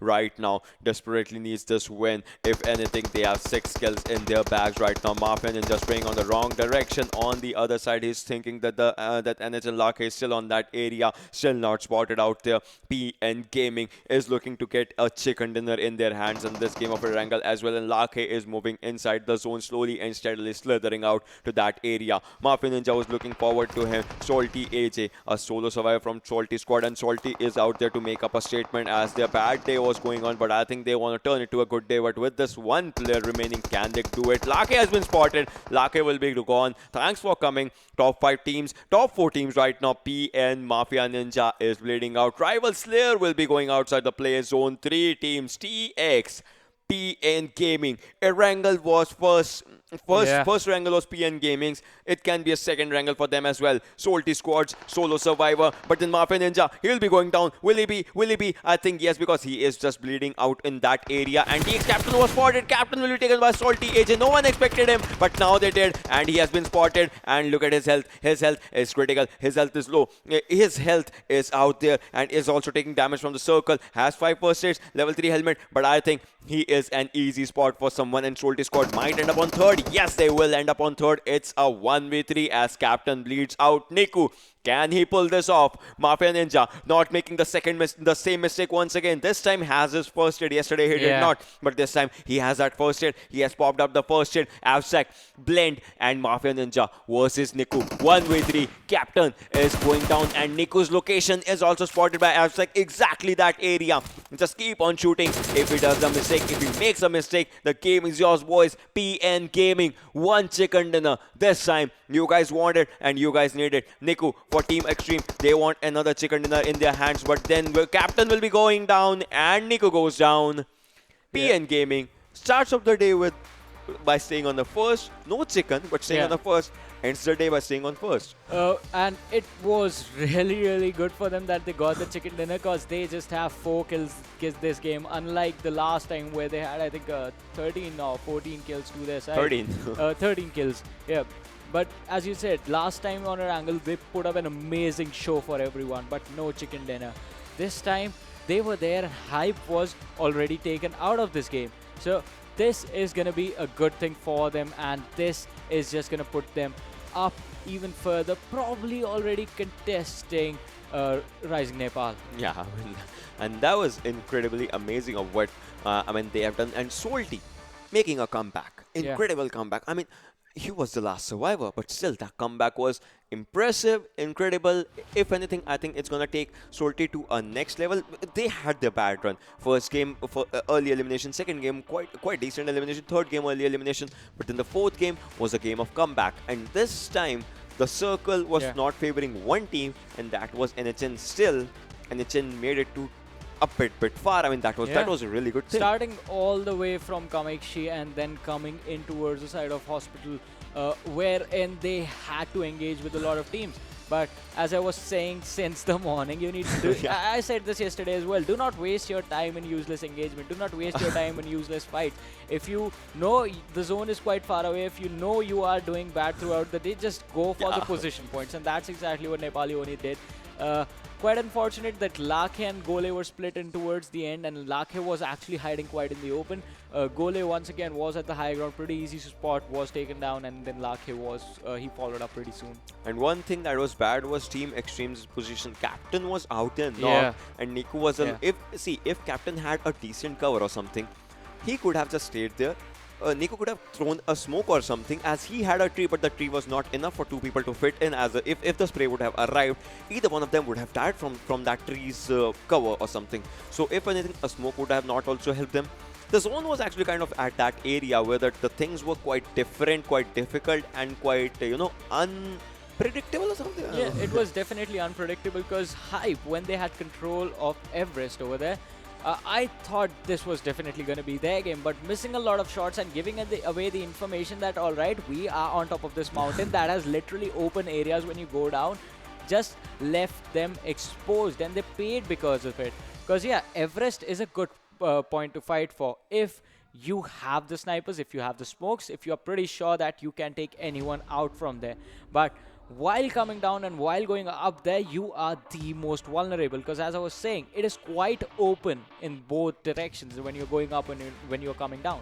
Yeah, I mean that's like some of the things that happens as Everest is like this, and you can come down from each and every direction, but then you are open. But if anything, I think PN Gaming this time they deserve the chicken dinner, and we'll have to see who is the most valuable player from PN Gaming's perspective. And 2 kills for Absec, but still, look at the distance that he has covered. 9 kilometers of distance traveled. This team landed quite far away from the initial starting point, from the ending point of the game, and then traveled all the way into the final zone, taking all the final fights. But compare this game of Erangel, the last game of Erangel on day number 2, to almost every single 3 games PN Gaming have played today.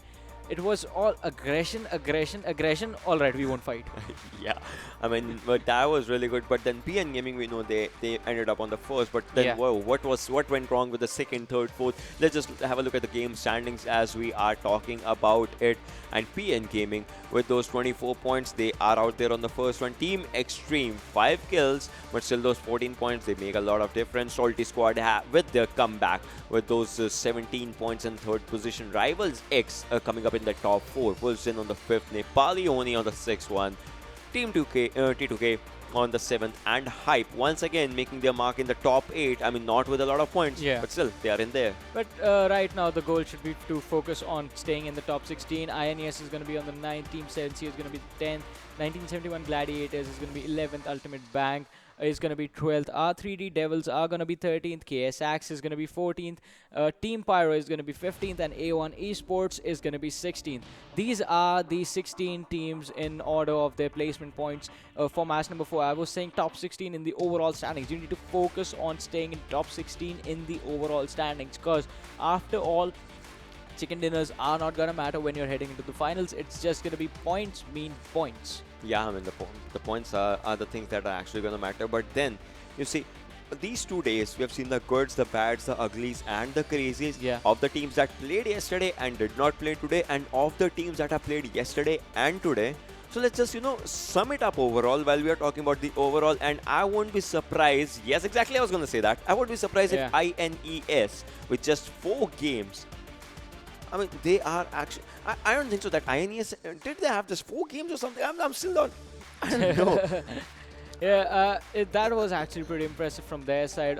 On the other side, Rising Nepal still not that far behind. They are on 3rd with 99 points. So that team... I think by the time we are done with the semi-finals, that team is definitely going to be INES had 8 games. That's one thing that I was thinking about. They did not play 4 games. Just they had an impactful performance yesterday as well. But then the team that has had 4 games as of now, see, all the teams out there are the ones that have had 8 games mostly, apart except from 2. Except PN Gaming and Rising Nepal. 2 chicken dinners for INES, 2 chicken dinners for Rising Nepal. But the kill department, if you're talking about the kill department, INES actually obliterates each and every competition right in front of them. But one thing, see, Team Xtreme does not have a chicken dinner. Has played 8 games, still is on that 2nd position. See, you know what is this? Consistency. Yeah, and this is Seoul overall in the fall split finals. They were on that 2nd position without any chicken dinner. And this shows, this shows you don't need chicken. You need to make a mark, make an impact with your impressive gameplay. And that is what Team Xtreme has done. Yeah, and moving on to the next 8, we shall see how the other teams are faring. Wolves Den, with 8 games played, is going to be 9th. 1971 Gladiators, 4 games played, 10th. Trusty Process, 4 games, 11th. Jyanmaara, 4 games, 12th. Salty Squad, 4 games played, are going to be on the 13th. Deadeyes Guys, 4 games played, are going to take the 14th. KTM Race, 4 games played, 15th position. And Team T2K, 16th position with 4 games played as well. 26 points for themselves. So the other teams, they will have to beat that mark. But one team that is looking really, really bad right now, it's going to be KS Axe. 8 games played, just 24 points, 11 points for placement. I mean, Let that sink in for a moment. Yeah, I mean, that's kind of bad. But then see a palindrome forming. KS Axe and Elementrix, 11, 13, 13, 11. I mean, Yeah. That's one of the things. But then But still, Elementrix they still have a has- chance tomorrow. Yeah. They have a chance tomorrow, and obviously with their first game, even if they have just 1 point, they are just gonna surpass them. Each and every team of these, they are just gonna go for it, and we'll have to see. But then Team Pyro and A1 Esports, a team Yeah. that has had an impact. They are on the 23rd, and that impact is not actually lining up here. Yeah, that is not lining up. And as I was talking about KS Axe, they have to be really careful because the next set of games that they play, they are done in the first set. Tomorrow, it's going to be B versus C again. And when they come back in the next set, they have to play like basically madmen and end things for everyone else. They need to be in the top 3 every single time with at least 8 kills in their name. Otherwise, their chances of making it are gonna be in a lot they'll of be kind trouble. of shady and Yeah. overall. But then if one thing, team that is standing out at the first position and team that is standing out at the second position, Team Xtreme and INES. Let's just compare both the teams at what is actually taking them to first and second. Like I said, the kill department, they are obliterating it with those 11,382 damage points. That's a lot. In the group stages, Yeah, teams took 3 or 4 days to get to 10,000 mark. yeah. And out here, it's just second day and they are at 11,382. That's a lot. Yeah, and the total points in the favor of INES as well. Healing done is in their favor as well. So what do these stats show us? Having more kills, having more damage. So damage transitioning into kills just shows INES being a lot more aggressive. So first three numbers put together is just going to tell you as to how the team decides to play. On the other side, Team Xtreme, 9,600 damage, 4,300 healing done. They are okay-ish, like they like to get into fights, but finishing off the players and going for that overcommitment is not really that thing, and that actually might work out for them because as we noticed, no chicken dinners, but a lot of points put them in the second position. On the other side, INES does have a chicken dinner, so 170 points are INES sitting on has the two. first. Yeah. 2 chicken dinners, 170 points sitting on the first, but being over aggressive might actually cost you a lot of points in the overall stages. Yeah, but then after this, we're going to go for, top 10 kill leaders and all. We're Yeah. going to see what the kill board actually says, where the teams are landing, where the players are landing on that. And I won't be surprised if there's an INES player in that I one think as well. Badrev is definitely going to be there. Badrev is definitely going to leave a mark in that one. But if he's still on the first one or not, yes, he is. And look at that difference. That difference is because obviously Rising Nepal Sonam, they're going to play tomorrow. They'll just have 4 games, but then 23 kills for now. 8 games, 23 kills. That's an average of 3 kills per game, even if anything. But still, he has done incredibly well overall. Yeah, that was actually really impressive from this guy. But I want to talk about Rising Nepal Sonam. The man has played just 4 games, is still sitting on the second position with 14 kills, 2,500 damage, 26 minutes survival time. On the third is going to be Wolf69, 12 kills to his name, 1,900 damage. Fourth is going to be 7C's Pathetic with 12 kills, 2,046 damage. Fifth is being taken by Hype's Gurkha Whitey with 11 kills, 2,900 damage. Yeah, that is impressive by Hype Gurkha Whitey. We'll have to see what the other kill players are, where the other players stand. And T Xtreme from Team Xtreme coming up with 11 kills and 2,803 damage for him. And Captain once again for TX out there with 11. And Noob once again from Rivals. Obviously, this guy had an impact in the qualifier stage, and right now he's out there with 11 kills. INES Machine. INES coming into the equation once again, 10 kills. And Kole making up a mark on the 10th spot with 10 kills and 2,180 damage stats. So this looks really good. I mean, NHN is making a mark. INES obviously making an impact. Hype is making an impact. TX, Rivals, big names, good names, and names that we are now familiar with in their game styles and game presence. So this seems really good. Yeah, I want to talk about Badrev having 23 kills on himself alone. Because that is impressive on a whole different level. Even after 8 games, that is actually really impressive. Having a KD of 3, I guess now. Yeah, I mean, see, previously in previous stages we used to say like, does KD matter and all those things, like in previous seasons and all, when we used to play Classic. But now the metas have changed. Now what matters is how much damage do you have, the average damage, your average survival. That's why we look into all those stats. What is your average survival time? What is your average damage? What's your highest number of kills? Okay, that is good. But then how did you reach to that point? What is your survival time? And also in the Classic, basics. When you go for the headshot percentage as well, a good headshot percentage obviously matters if you are a sniper, so that all those things actually matter. But then Rising Nepal did not play today, but Wolf69 did, and Badrev did. So let's see where Badrev is standing and where Wolf69 is standing if we are going to compare both these players head to head. So 23 and 12, you know, he is having the double the number of kills, obviously, kind of. So that's one of the things. And 5325 versus 1979, quite a lot. Yeah, quite a big difference over there. Look at this as well. Another huge difference coming in the healing done. 652 to 1600 being done by Badrev, and distance traveled 40 kilometers to 58 kilometers. Pretty close if you look at the bigger picture among these two, and headshots coming in 6 towards the side of 6-9 and 3 towards the side of Badrev. Average survival 21 minute 38 second to 17:53. I mean, we'll have to see what Wolves actually present to the table. And tomorrow, as INES is gonna just chill out, maybe you'll find INES in the chat tomorrow or something, as they'll be, you know, just cheering for the other teams as well. That's a good sportsmanship. So let's see what happens tomorrow. And for now, if anything, INES has done their homework. Yeah, they have done their homework, but homework is going to be done tomorrow as well. As you said, being part of the chat does not just mean engaging with your fans. It is going to mean you look at the games and study what every single team is doing. So you can come back even stronger and beat them. But all that is going to happen tomorrow. We'll be taking a leave for now. My name is Varun Super Johnny John. That is Ocean Sharma. You guys take care and bye-bye.